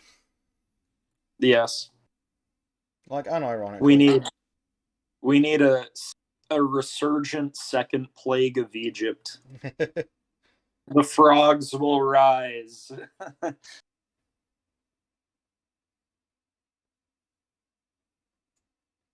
And yes, for anyone wondering, that is like the origin of my name. Yeah. Robert I figured it was a good intersection between the Bible and Kekistan. Yeah. Robert Longshore says, I would say that being able to smoke weed is a natural right. If you're on an island on your own, found some weed and had some fire, you could smoke it. Same goes for beer and crack, though. Yeah, that's definitely that's a pretty fucking good point. Yeah, no, I agree 100%. Yeah. I guess like um for me, like the funeral like kind of shit goes a bit further because that kind of gets into freedom of association, so it sets kind of a precedent Yeah, for a more severe infringement on yeah, liberty, and then also on top of which there's a certain sanctity to a funeral that's also yeah. being violated. But I both of them are definitely human rights. Yeah. Are you familiar with Maslow's hierarchy of needs, second? I mean, who isn't? They kind of like. I mean, I know there's a meme about the American education system, but they do like Well, go over that. they do. I don't think they actually taught it in my school. I'm sorry if I didn't. I sure as shit don't remember it from school. Don't remember jack shit from school. That was a waste of fucking 12 years of life. Hey, so the memes about the American education system disproved, debunked with facts and logic. Like, at this point, all organized education systems are a fucking abomination.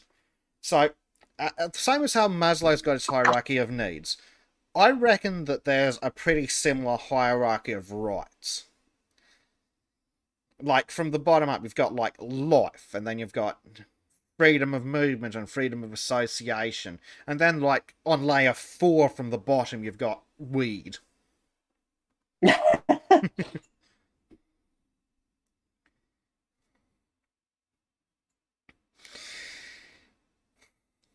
But yeah, I reckon that weed should be as legal as alcohol. Exactly as legal as alcohol. You can have as much of it as you like, just as long as you don't smoke and drive afterwards. I think it should be like, I think both of those should be more legal in the States, make it 18 for both. Or raise the voting age to 21. I'm fine with whatever. I think that the voting age and the drinking age should both be fixed to the military enlistment age. If you can join the military at 18, you can vote and you can drink. That's how it should be, unless we move all of those to 21. Honestly, I think move it all to 21, but you can enlist at 18, and if you enlist, then you get those other rights. Yes, let's not lower the voting age under any circumstances. Yeah. Yeah, Billy Blogs.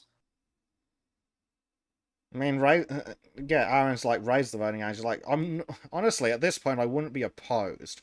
Though, I rather than raising the voting age, I want to go Starship Troopers on this shit.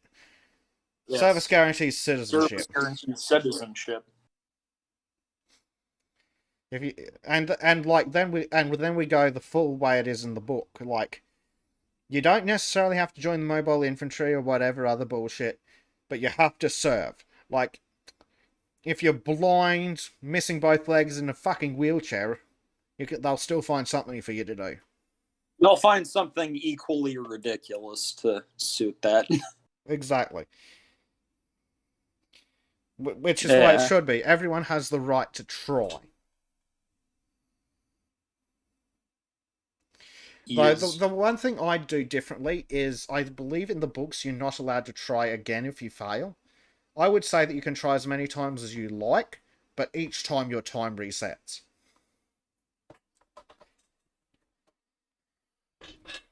I guess I would like. I would put maybe like a 5-year period between tries. Maybe. Nice reset.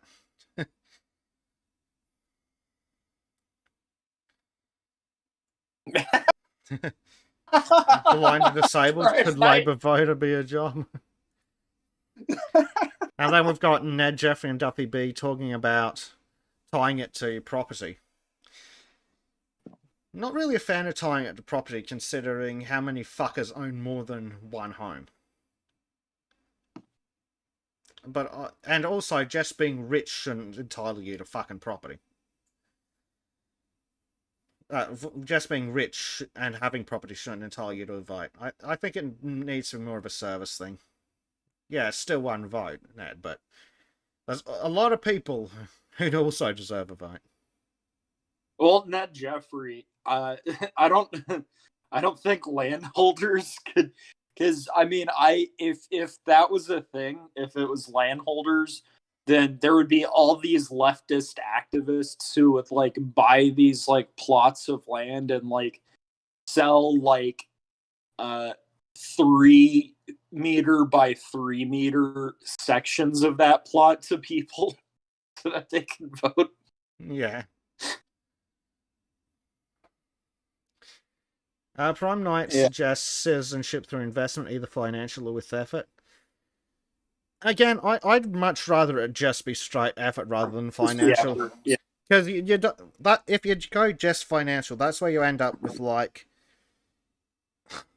Bill Gates popping up, and that's like, okay, Bill Gates earned his money and he spent all of it. Okay, then Bill Gates dies, and say 3 kids get a third each of his money, and then they can buy in. What have they done for the country? Jack fucking shit.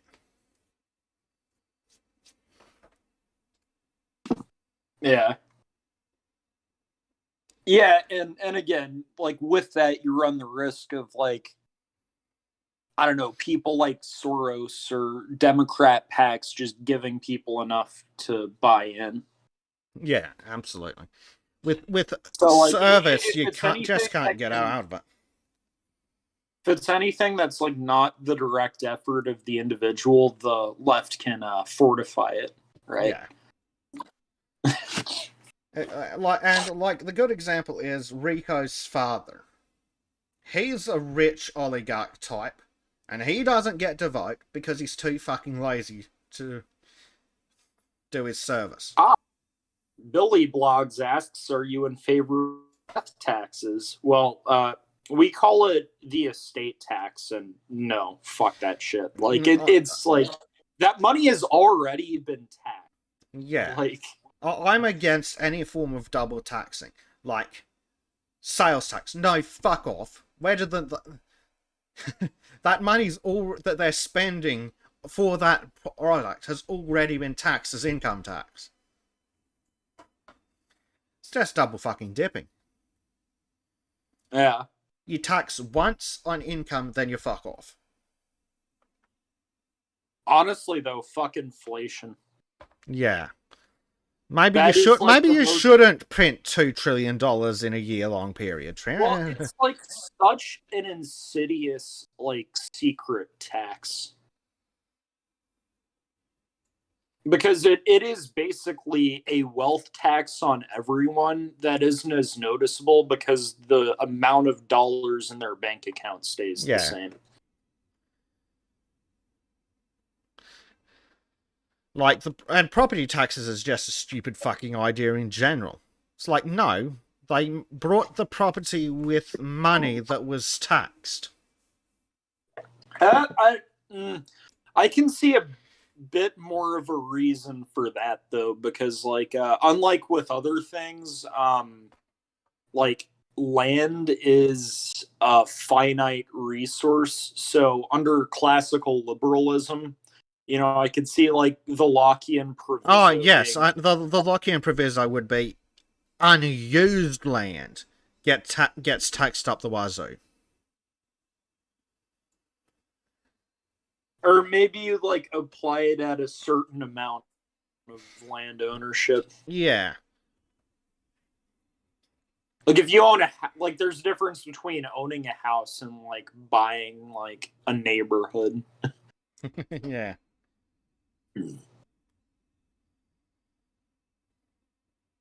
See, whenever I think of capital gains tax, I just think of Ron Swanson taking a huge ass bite of that girl's sandwich. Uh-oh, here comes capital gains tax. Like Billy Bloggs says, yeah, there's a problem with developers sitting on huge blocks of land and not developing them. Like Aaron says, taxation is theft.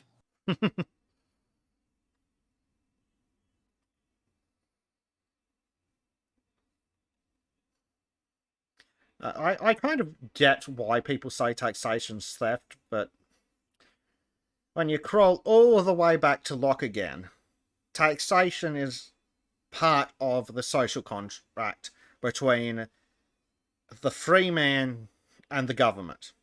Unfortunately, the government stopped upholding their end about 400 years ago. Right. Well, I mean, I think the point of that for anyone who isn't an ANCAP, like Hugo, I think the point of that for anyone who isn't an ANCAP is like, no, this is very clearly like a violation of human rights. And so the question is whether or not that is justified for the sake of protecting human rights, like on balance. It's a way of kind of framing it that no, taxation isn't some like morally neutral thing. Like it carries an intrinsic negativity to it, like violence. So the question is, how do you justify violence? And this is something that like frustrates me when I talk to people who don't like understand. Well, it's just like policing and the tax office. They both derive their authority from the same thing. They can employ force. The government gets them to employ force on behalf of the society for the betterment of the society. Like, if you try and explain to someone that all governance is violence, like, you will want to bash your head through a wall because a lot of people just will not get it, you know? Well, actually, that even comes up in Starship Troopers as well. God damn it. Carl's video on that is so fucking good. But, like, the ultimate authority is violence. Yeah. Like, I think that's actually the quote from it. The ultimate authority is violence. Which is why, in theory, you pay a little bit of tax to the government, and then the government hires a couple of guys with big sticks who then go and bash the heads in of the people who aren't part of your society when they come and try and take your shit. Yep. But what the problem is that the governments have forgotten that the force they are using is not theirs. The force they are using is the individual force of each citizen that they are then employing on behalf of that citizen against threats to that citizen. Also, student of history asks, what about the idea of an income cap? I agree with Billy Blogs. Nope. Yeah, nope. What about these fucking progressive tax brackets things?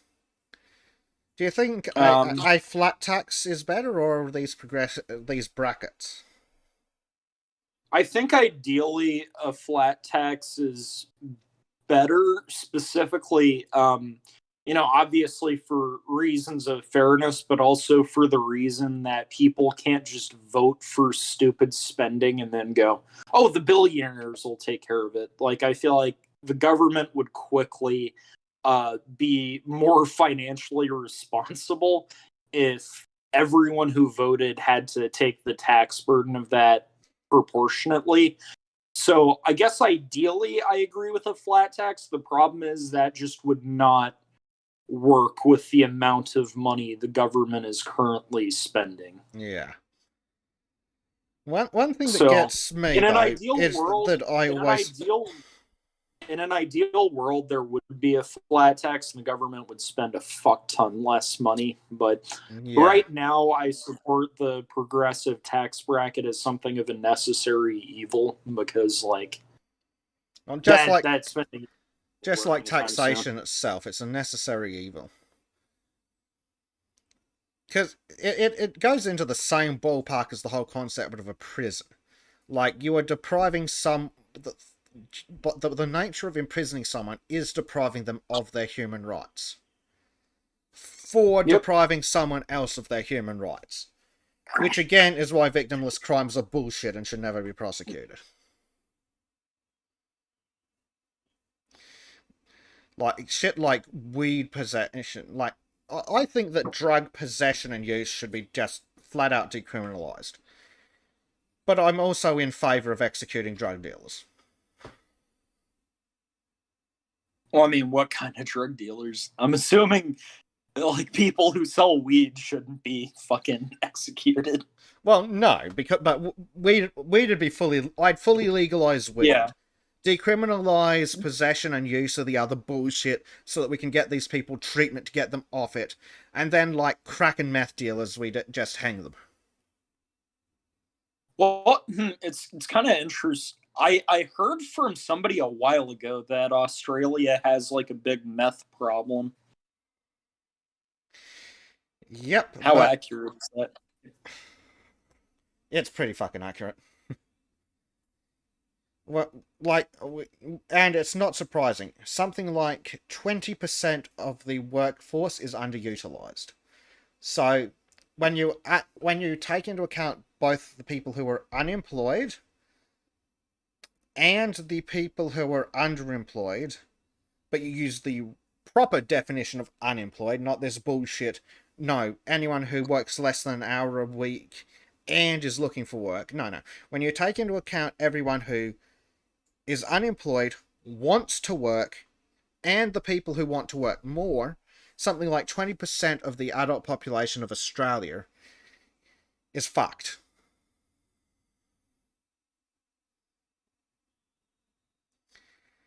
Yeah. Billy Blogg says Bezic sounds like Philippine President Rodrigo Duterte. Execute drug dealers? Sounds good to me. But what country was it that tried decriminalizing everything and then had a resounding success? Was that the Philippines? It might have been. Huh.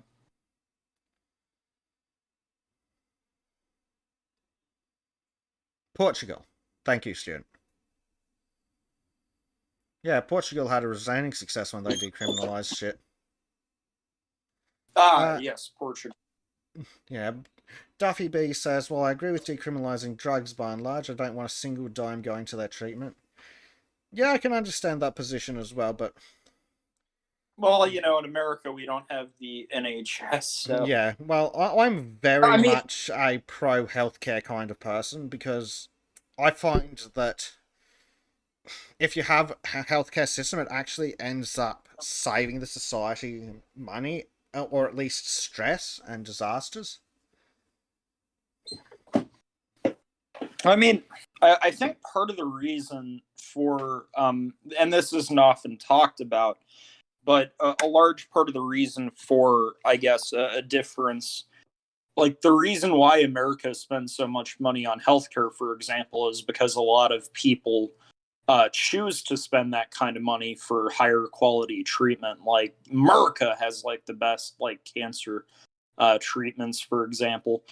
But I guess I would say like a reason why I'm not on board with the healthcare thing is because like I'm loath to make people's health decisions the business of society overall, because the moment you make it so that everyone pays for everyone else's health, then there is actually a reasonable argument that that you know a taxpayer could make for enforcing regulations on other people's life choices, and that gets kind of into an area that I'm not particularly comfortable with.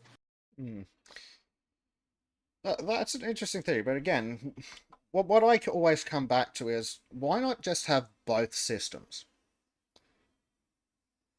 Like, you can have bargain basement, keeps you alive, fixes your basic problems, shit, that everyone can have. And then if you want your extra treatment and you want to skip waiting lists and fancy things like tit surgery, then you can just pay for your fucking self. But I think that's about the only thing Australia's gotten right, is the way our healthcare system works. The poor people can have Medicare, and the people who can afford it pay tax into the system for themselves so they can use it, or they can not do that and pay for their own health insurance. Okay, so as far as like healthcare costs in the US, like a lot of that is like very much elective, like people paying a lot more for like much higher like quality treatment. Like again with cancer, right?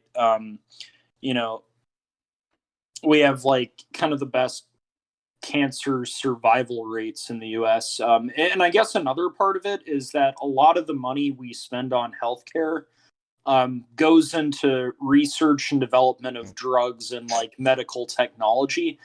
And like half of that shit comes from the US globally. Yeah. So in a certain sense, like other countries' healthcare systems are able to kind of piggyback off of our R&D drug and medical technology development, and that's part of the difference in expenditure. Well, isn't the big problem with the dollar value on the invoice in the US the way your health insurance systems work?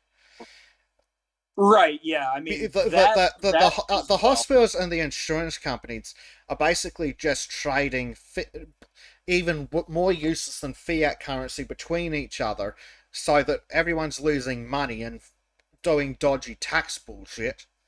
Right. Yeah, that's true as well. Like there are a lot of costs that come from like a lot of I guess like regulations driving like prices way up in certain like bundle shit, in insurance as well, and just kind of like a bunch of stuff like that where certain regulations and certain decisions made by certain groups make the system like not, you know, as loose as it should be, right? Like, so I got transported from like one hospital to another after I got run over in a car, and that like one like road trip cost like an absurd amount of money. I don't necessarily think that's an issue with privatization, but I guess there is something to that where it's like, well, maybe a lot of the cost that got factored in was like the fucking standards of the vehicle that was like transporting me, where it's like, oh, it has like the defibrillator and a bunch of other medical shit, and it's like, okay, well, my heart wasn't gonna start beating in there. I had like 3 broken ribs and some like shit going on, so there was, I guess, a lot of shit that was factored into the cost that was like completely unnecessary to the condition I was in. Yeah.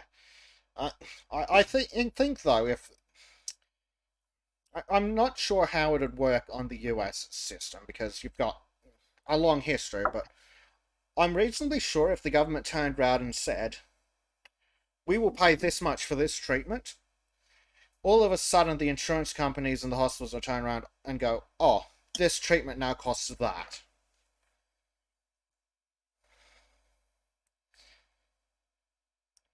Which, insurance, like, I've heard stories that in the US, like, you can actually like go back to the hospital and be like, look, I can't pay this, do me a deal and a payment plan, and like they'll cut the cost phenomenally because it's all just bullshit profit. Yeah. Yeah, I mean, there are definitely some like fixes to that kind of thing.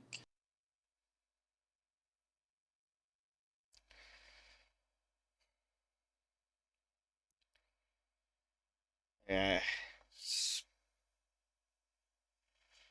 I get where people are coming from when it's like, oh, I don't want to pay for other people's healthcare. It's like, oh, get some influence over what people can do. But I suppose that's because I come from a poor background where the only thing that's kept me alive is all these government systems. And so I've been more than happy to pay into them when I've been lucky enough to be working, because I see it as the safety net it's supposed to be, rather than some bullshit system that governments have fucked up. Like, it should be a safety net so that when you fall on hard times, the money that you've paid the government, put into the government through your taxes and other assorted bullshit, then comes back to look after you.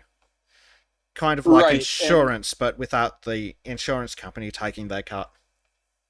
And then kind of on the flip side, in my background, I guess, America has like the best like quality, the American healthcare system has the best like quality cancer treatment.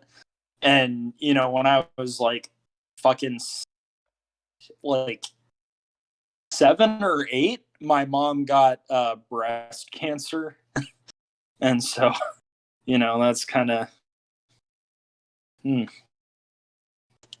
Yeah. Ned Jeffrey says, this is my argument for UBI.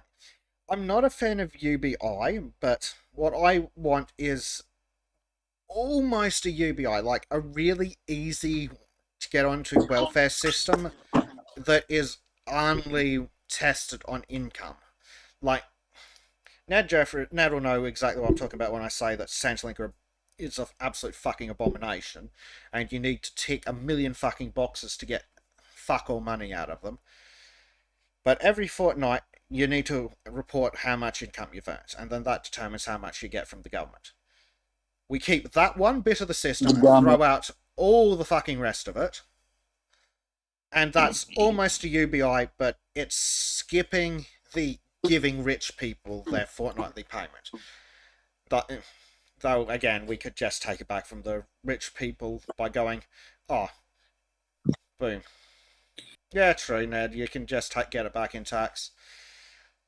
But then again, I've always been of the opinion that 18,000 and whatever it is for the tax-free threshold in Australia is a bit fucking low. I reckon it needs to be brought up to at least fucking 26 grand. But if the government wants you to pay fucking tax on $1,000 a fortnight, that's fucking ludicrous.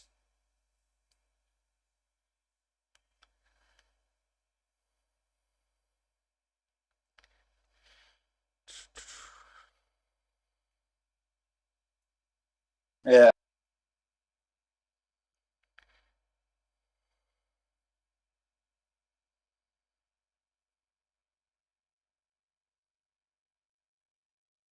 Yeah, Ned Jeffrey says, the problem with current welfare is there's a huge marginal tax rate for people going from dole to work. Yep, it's fucking ridiculous. Not to mention just Australia's welfare system is so phenomenally fucked up that the welfare system itself makes it harder to get work. The welfare payments are so low you can't even afford to live, let alone get yourself out of poverty.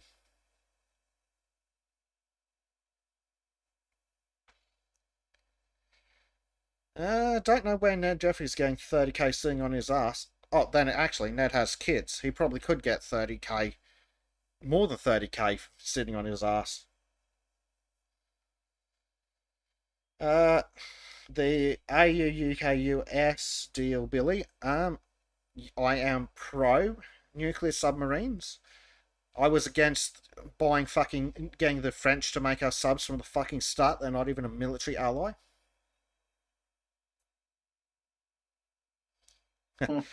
Interestingly enough, Ned, you'd be surprised that a single mother with, I don't know, 4 kids could probably pull in 30k doing absolutely fuck all.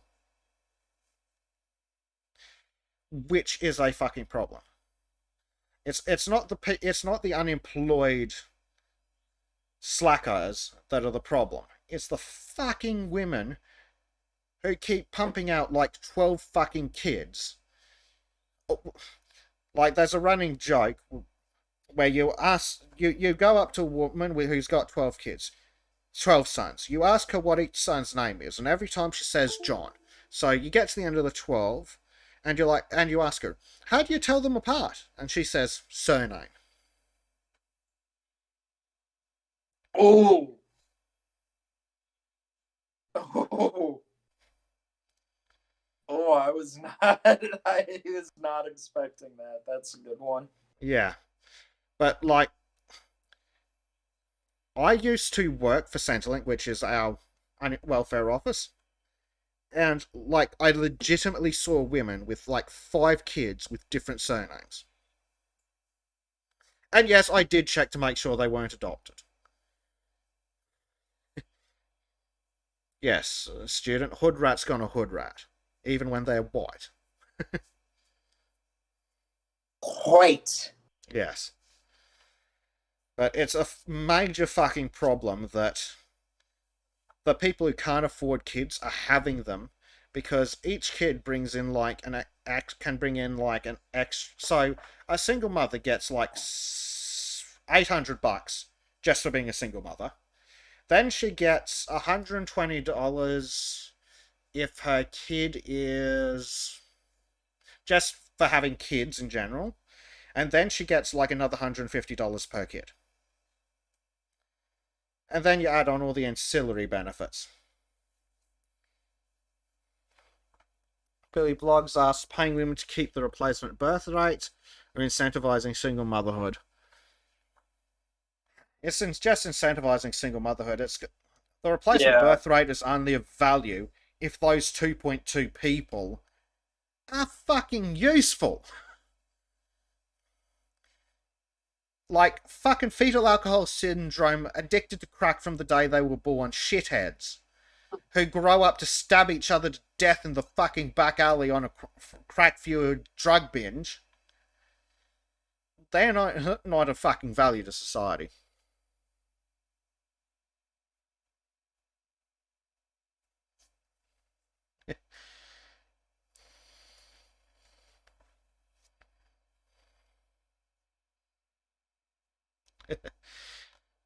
Now Jeffrey says, if it was the former, excuse me while I impregnate my wife, based.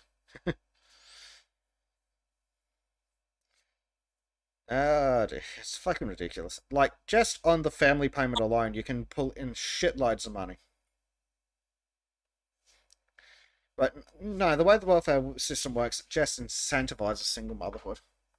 Like, I know personally, and through inferences and guesswork when I was working for the welfare department, single mothers who have a boyfriend, and they've had said boyfriend for 5 years, but he has a room in like his mate's house where he pays his mate $100 a fortnight, and then, oh look, they're totally not a couple, despite the fact that he stays there like 5 nights a week. It's just a fucking rort. Yeah. Like, yeah, Billy Blogs, that's exactly my point. If the kids are delinquents, it's not a great investment.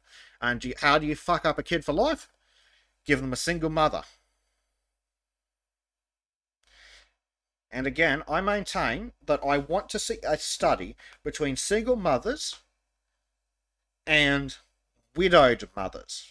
Because I'd be willing to bet you'd see a noticeable difference. Yep, I'd make that same assumption. Like, that's something I'd be willing to put money on. I guarantee that the kids of a widowed mother would turn out as good, or maybe just slightly below the good old two-parent household.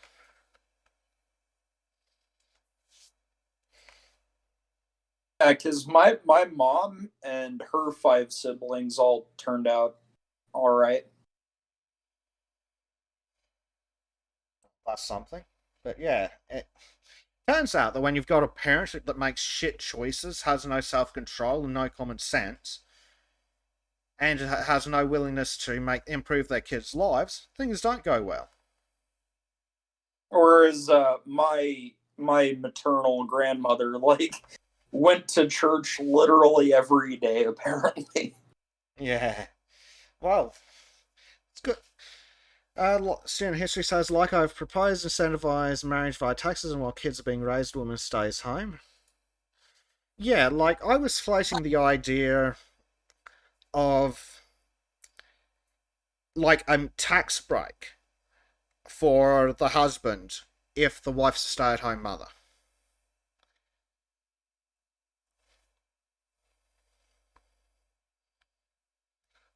I think that'd probably achieve it, because yeah, I think that'd be the way to do it. If the husband's working and mother's stay at home, you give the husband a tax break. Boom. Lots and lots of problems solved.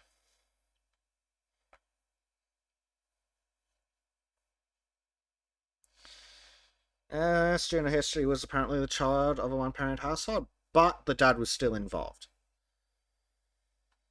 Yeah, so that sounds like the third kind of single parent, where the parents just weren't together for whatever reason, rather than the widow and the hoe bag. It's the hoe bags that have shit kids.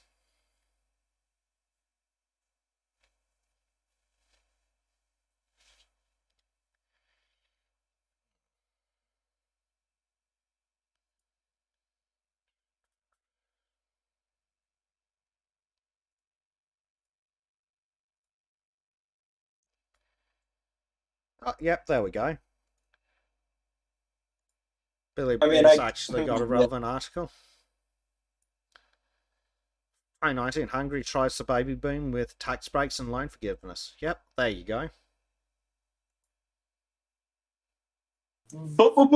Beast. That's the way you do it.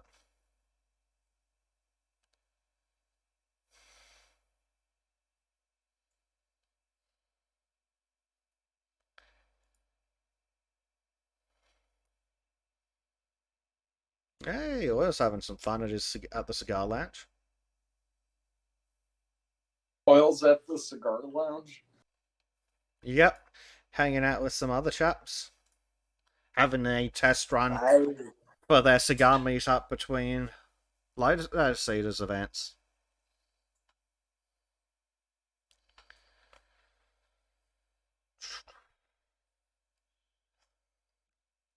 As beer grew back.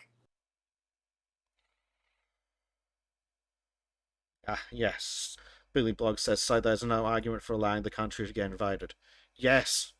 Make your own citizens, don't import them.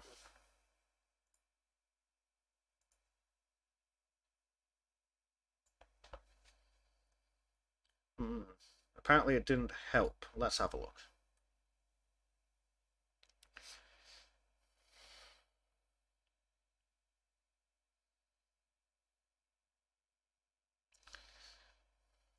Now, let's see.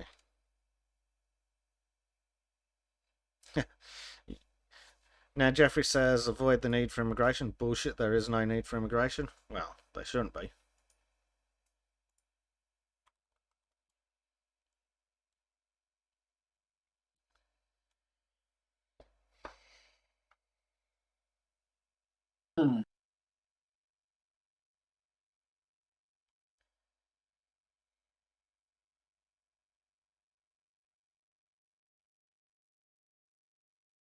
Yeah, having the birth rate decline is pretty good.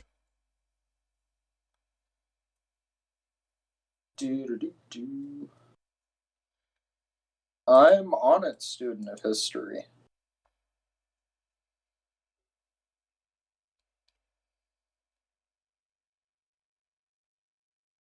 Yeah. Only need if you can't reproduce, says student of history. Yeah, and even then, could we at least be, if we do legitimately need extra bodies, which Oh god, no, don't use the left's terminology. I hate it when they say there aren't enough black bodies in this room. Okay, if we do need more citizens, can we at least be fucking picky? Yes, thank you, student. Can we at least be selective, not have the shit ones?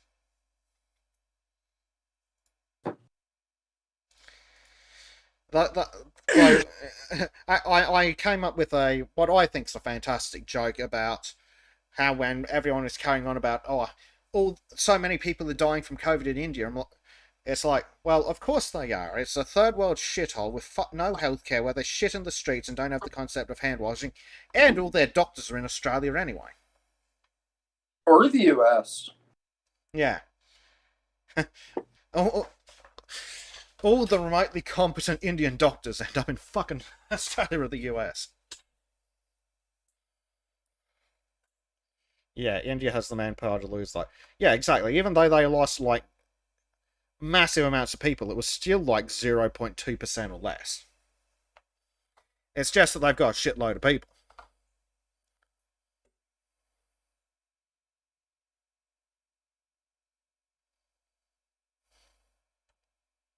Yeah.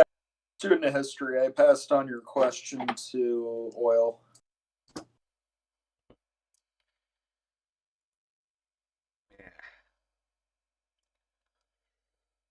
Red flesh? What? I don't understand this one.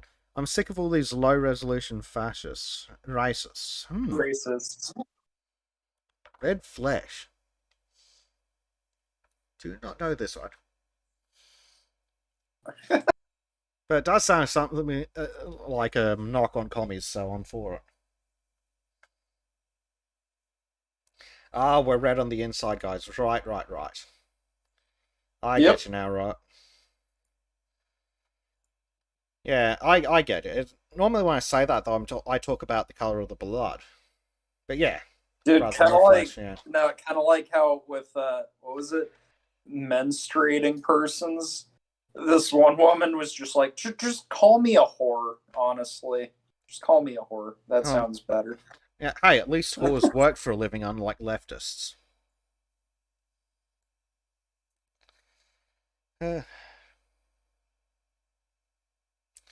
As Gotaro over in live shows says, as Mr. Pearson has opined, we need to culturally encourage monogamy. Yes. Yep. Yeah, Robert Longshore says low-resolution racists use their damn paint color charts. Yep. Like, they are desperate to make the Simpsons meme reality.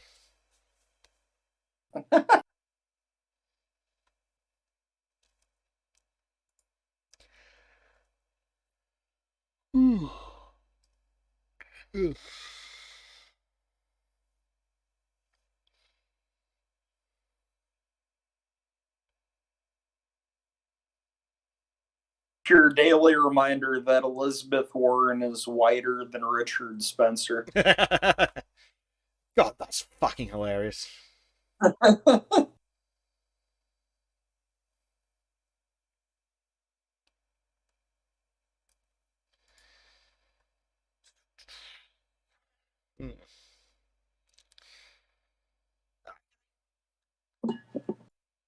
Did you hear about Donald Trump saying he'd fucking knock Joe Biden out? Yes. It's beautiful. Yeah, absolutely beautiful. It was incredible. I've never seen anything quite like it, frankly. So good. Hungary's PM Viktor Orban is based, that's why they hate him. Yeah, I'm pretty sure Orban came up, God, a month or two ago on Lotus Eaters, and he was being an absolute fucking chad and people were whining. When you open your heart to patriotism, there is no room for prejudice. Like that. Tomorrow they will say, Donald Trump rants and raves at the press. I'm not ranting and raving. I'm just telling you, you're dishonest people. Good old God, Emperor Trump.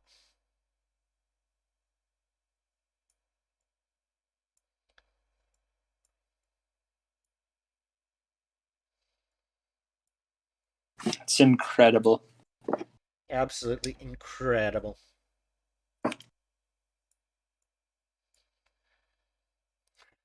Yeah, 2024 Return of the King. Oh shit, I need to watch Lord of the Rings one day. What is it, like Gondor has no king or something? Yeah. Oh, you haven't seen Lord of the Rings? No, there was just so much faggotry around it when it came out originally. I'm like, it's popular. I don't like popular because I don't like people. Oh well, that's your mistake, dude. It's you gotta do it.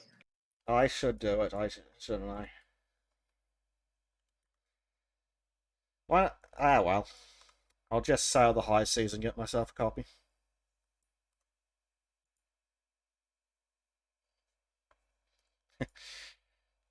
I'd bet on Billy Bloggs says I'd bet on Trump in a Trump v Biden match. Yeah, who wouldn't? Yeah, that'd be so fucking funny. Now Jeffrey says stay away from The Hobbit unless you get a fan edit. Uh-huh. Lord of the Rings is good shit. It's a good 9 hours of Kiwi tourism advertisement. Well, I used to want to go visit the fucking Shire, but Jacinda Ardern and her lockdowns have ruined any chance of me ever going to fucking New Zealand.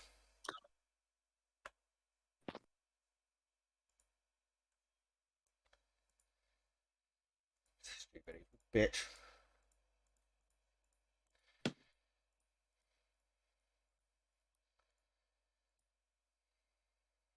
What? Duffy B asks what was the one with the Lotus Eater chat going on about videos. Do not know. I don't watch the Lotus Eaters chat because it's full of cucks and losers. And no chattery whatsoever. It's not very chad. Yeah. If it's not chat, it's not okay. Honestly, like, chat often looks like, oh, it's this fucking Spurg again. Now, I mean, sometimes they are right, but most of the time they're just being fucking weirdos. Just standard internet dickheads.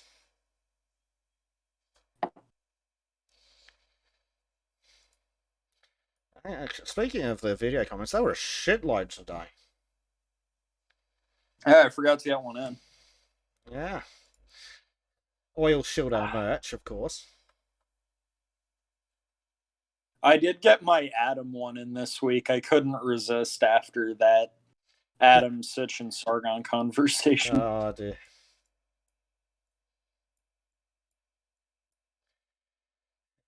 Oh, the look on Callum's face every time it was another fucking anime thing. Yeah. I feel that though. Like I love me some anime. Like to an unhealthy degree, I love me some Japanese media, but oh boy, that shit's just pathetic. Yeah.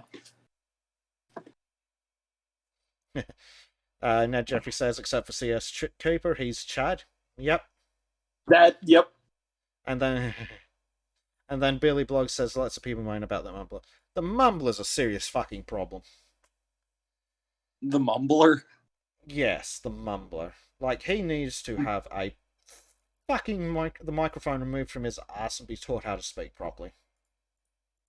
Honestly, like, the weirdest thing was in that one gold tier call where it sounded like there was that dude just, like, rubbing one out in the middle of it. Oh, dear.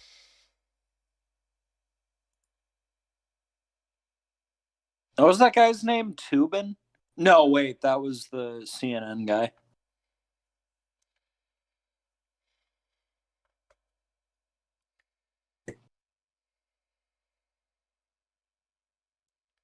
Yeah, he definitely needs elocution lessons. And a better microphone. But yeah, just, honestly.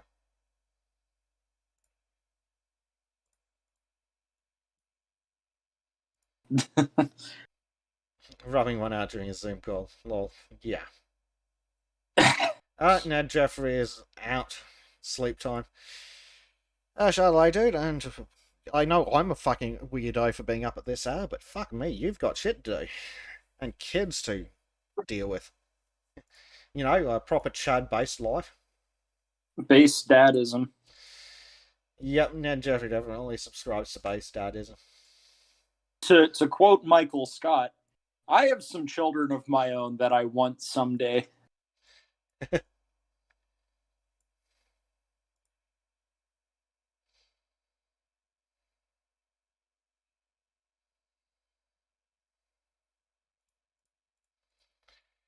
Yeah, Mr. Viperidae says, I must admit I struggle to believe his diction and cadence is like that in truth. I would assume at least he is speaking faster due to nurse/30-second limit. Yeah, that's a possibility, but Honestly, maybe, like just maybe, if you need subtitles for your own fucking 30-second video, there's a problem. Honestly, like, oh god, the 30 seconds thing is annoying because they're pretty much every time I record a video, it takes me a few takes to get it like within the 30-second mark. Now Jeffrey says they've learned how to ask stuff onto the TV, so I don't need to get up in the morning anymore. Nice. That's cool. Good job, Ned. We'll catch you next time. Have a good one.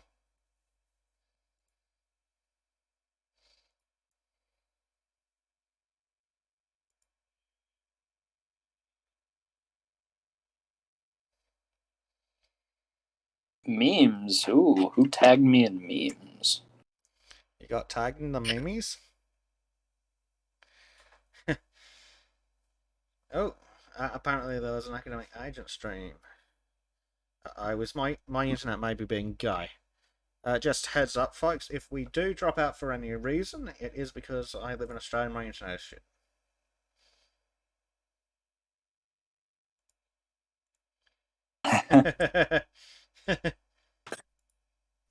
Ah, yes. Yeah. Sexy midriffs on women. Yes.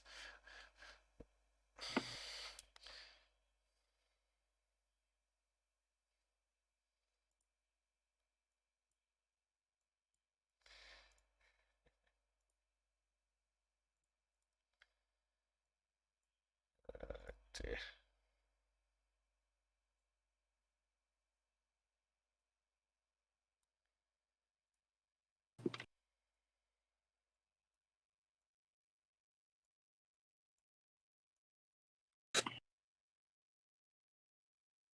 All right, well, I actually have to go now. I have a phone interview for a job on Tuesday that I have to spend the next few days preparing for. Oh, very cool, man. Practicing some of my skills, going over some of my knowledge, so I can stop being a 23-year-old coomer living off my parents' money and, make something of my life so that I can get that money, get a wife, get kids, be a base dad.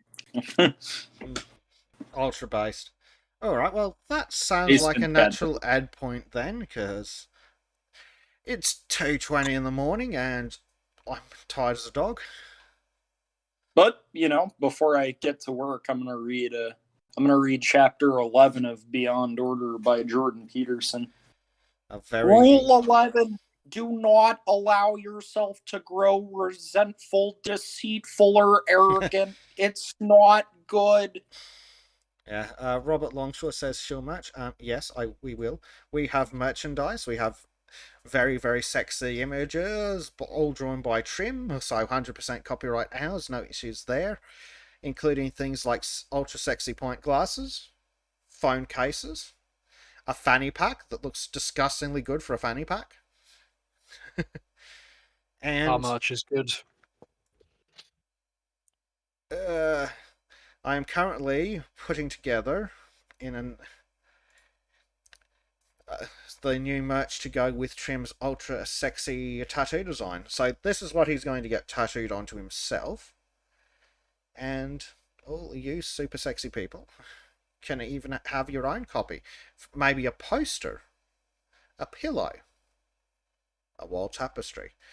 Or, as I'm about to set up now, an ultra sexy yoga mat for the yoga weirdo in your life. G'day, Anglo. How's it going? How you guys doing? I'm alright. Tired, just starting to wrap things up, doing some quick shilling. How you been? Fair enough. I've just been busy, but I now am free for quite a while, which is good. Oh yeah, Beijing looks nice. Oh, what, the Minecraft base? Oh, yes. Yeah. Gosh, why do we do these things? Autism. For fun. Yeah. Weaponized we autism. definitely... Mm. Ah, I like this meme. We will all have a look at this meme. Ooh. Girls in fall want to get pumpkin spice lattes. OMG, yes, I have a cute new scarf to wear. Men in fall, I can finally carry my G17 with the Surefire X300 and 4 spare mags. I have a foul under my jacket. Man. Nice. Amazing. Based. I approve. Man, the amount of people, like, if you wear in any school a trench coat, God, people think you're going to do something bad. So it's fucking hilarious. That's why I'm here. Alright, peace, my dudes. Peace. Adios. Oh, here we go. Here's the other one. Speaking of merch, so one of you legends said earlier, everything sounds like a dog whistle to a dog. Trim's done a quick sketch up of that. This is going to be on more merch in the future because we're good merchants, unlike the Lotus Eaters. Oh, man. They still... Do they have a merch store yet? Because I don't think they do. Not yet, but they're putting one together because apparently people have been selling their crap on Redbubble and shit. Or stuff with their logo. So, here we go. Venn diagram. What does a Marxist, a mountain lion, and a toddler have in common? They're impossible to reason with. A mountain lion and a Marxist want to kill you. A mountain lion and a toddler resists taking a bath. Actually, no, that's not right. Marxists also resist taking baths. Yeah, they're very smelly people. Remember Moldy Locks? Oh my god, yes! Oh, man. I remember the old jokes that you could tell it was a Marxist rally because of the smell, but that's just never made anymore. It's a shame. Yeah.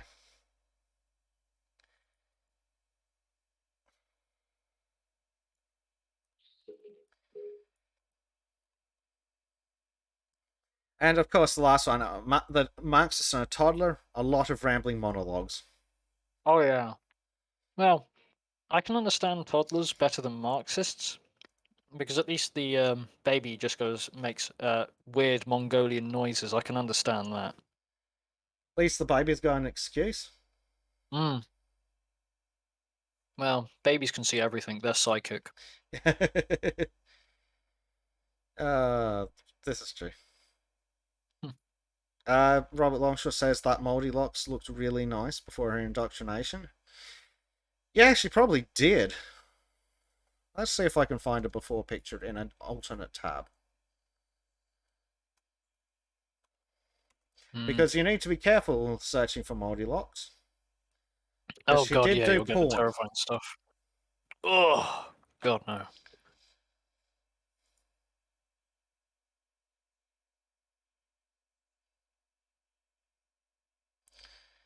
Yeah, shame she turned insane. Man. What's that? Have you ever heard of that vegan teacher? Like, does TikTok videos, and it's just ridiculous shit, and everybody makes fun of her.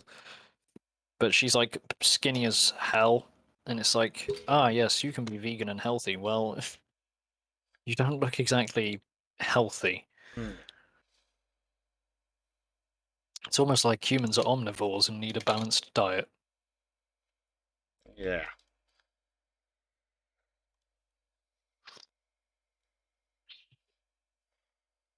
Student of history, why are you looking at Moldy Locks porn?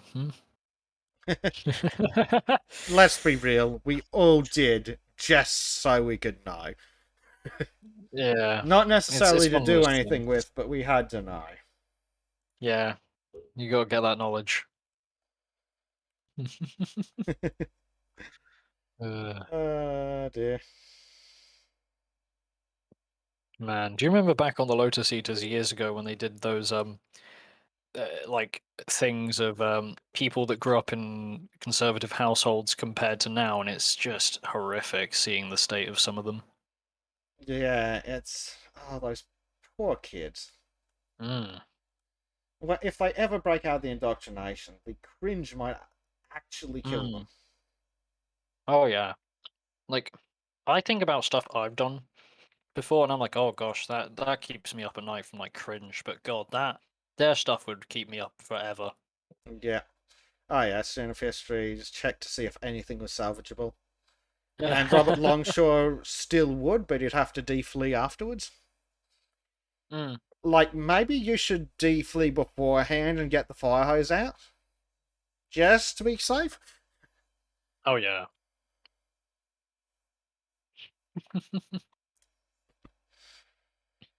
Uh...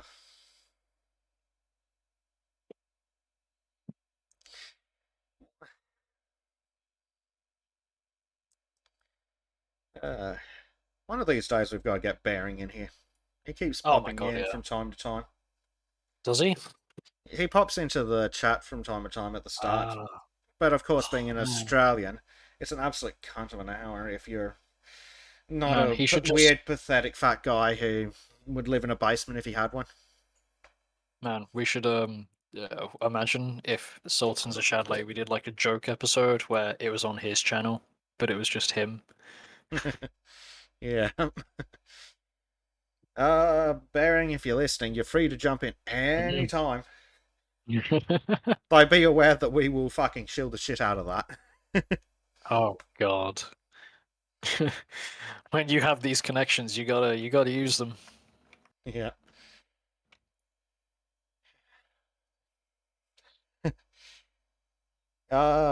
Here we go. Here's some memes. I think these are safe for YouTube. Fights for women's rights, sucks dicks for a living. Oh. That feel when you want to destroy patriarchal capitalism, but your stepdad now expects you to pay rent. Oh, gosh, yeah, students, songs with Bearing, lol. Yeah, that'd be fucking brilliant. Oh my God, we should try to see if he can.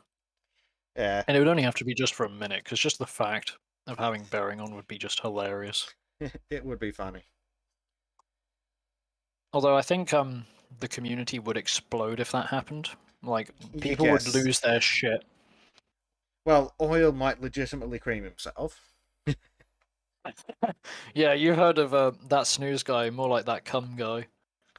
That snooze. Oh, God. Can't believe the fucker fell asleep. Oh, man. That's we're never going to let him go from that.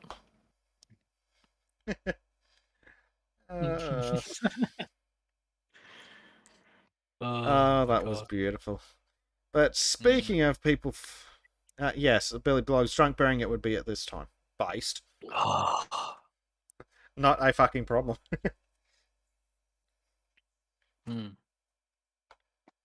Bearing's already fun. I'm assuming drunk Bearing would be even more fun. Yeah.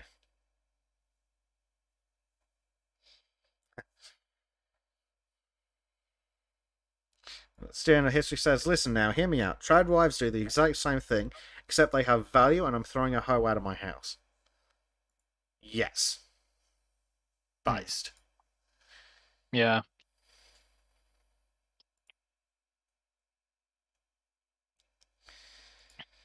You just gotta think ahead. Yeah.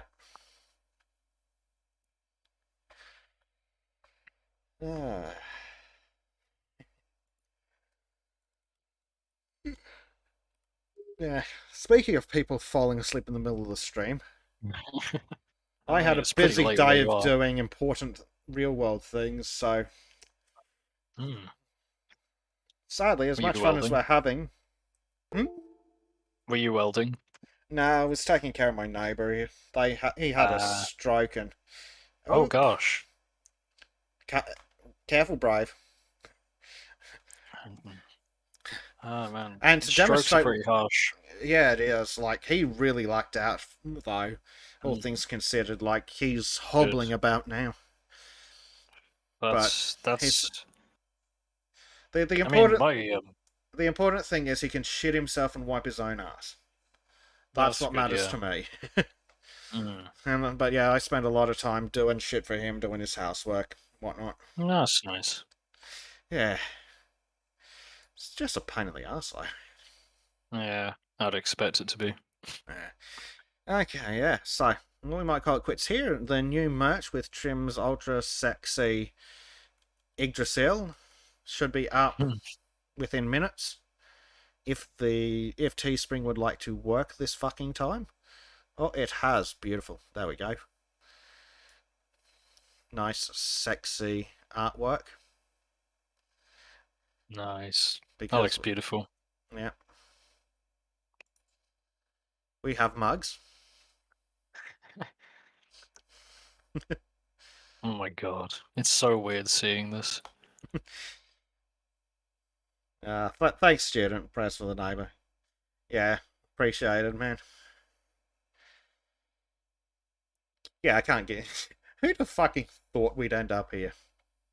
Oh my god. Like, just a split off of the Lotus Eaters and somehow a merch store before they have one.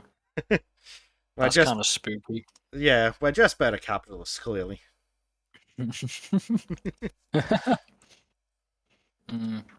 Although we didn't have a gold tier. We don't have a subscriber tiers. No. Yet. No, well, if we ever get an audience of that size, well, yeah, we're going to have shit locked behind tiers and things like we'll do up some subscribe stars and Patreons and shit, and have multiple tiers of fanciness with subscriber only events. And Russian government, if you're listening, I am open to sponsorship deals. Imagine if Putin watched this. I think I would legitimately have a heart attack. Whether that's because of the drugs in my coffee or not. Fucking hell. Yeah, Robert, a lot most store could have been opened with such little effort for them. Like, how did they not? Like, oil offered to get them set up.